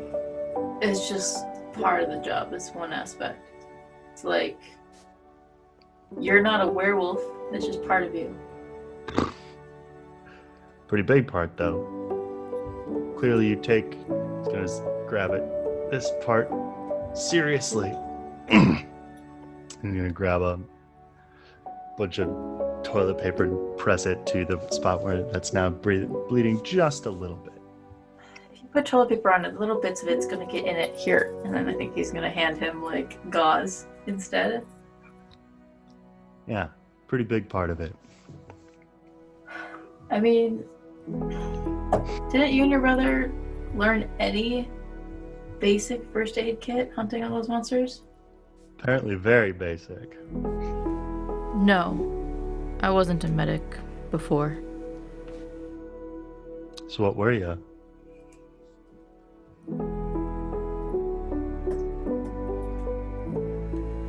I was an ears agent. I was what Kira is. Complicated. I mean, who do you think got her into ears? I thought it was that guy David. Oh, I see. Jesse knows very little about Kira. Seems like most people know little about Kira except for us. Yeah.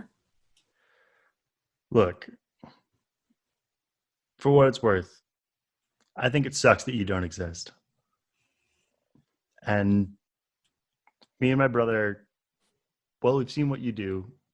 We're with you. We'll do whatever we can to help get you back.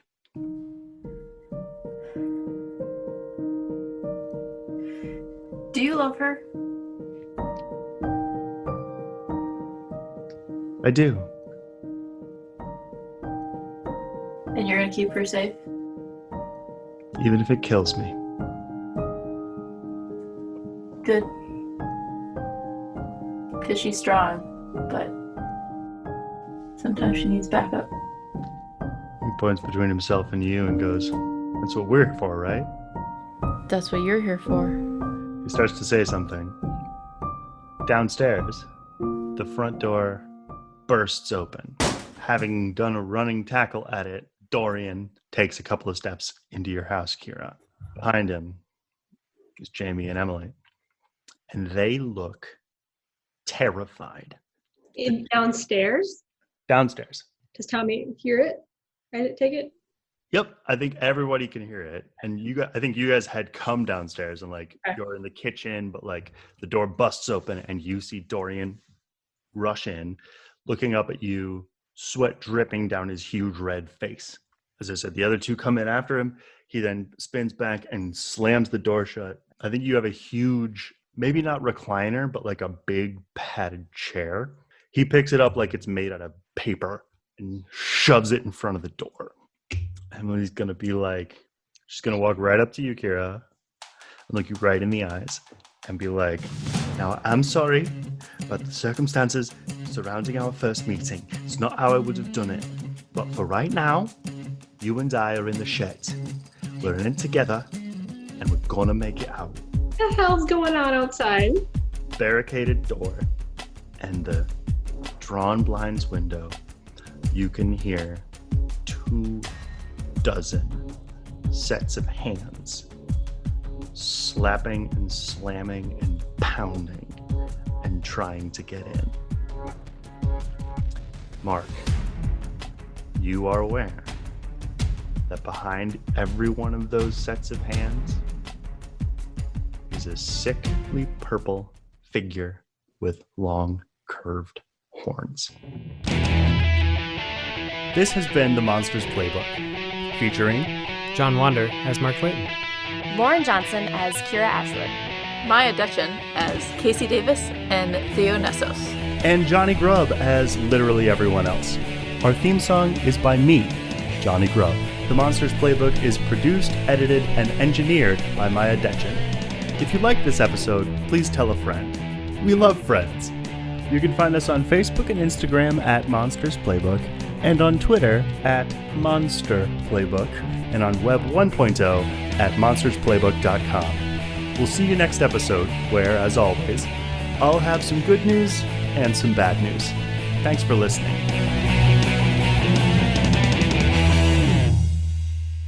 Executive producer John Grubb.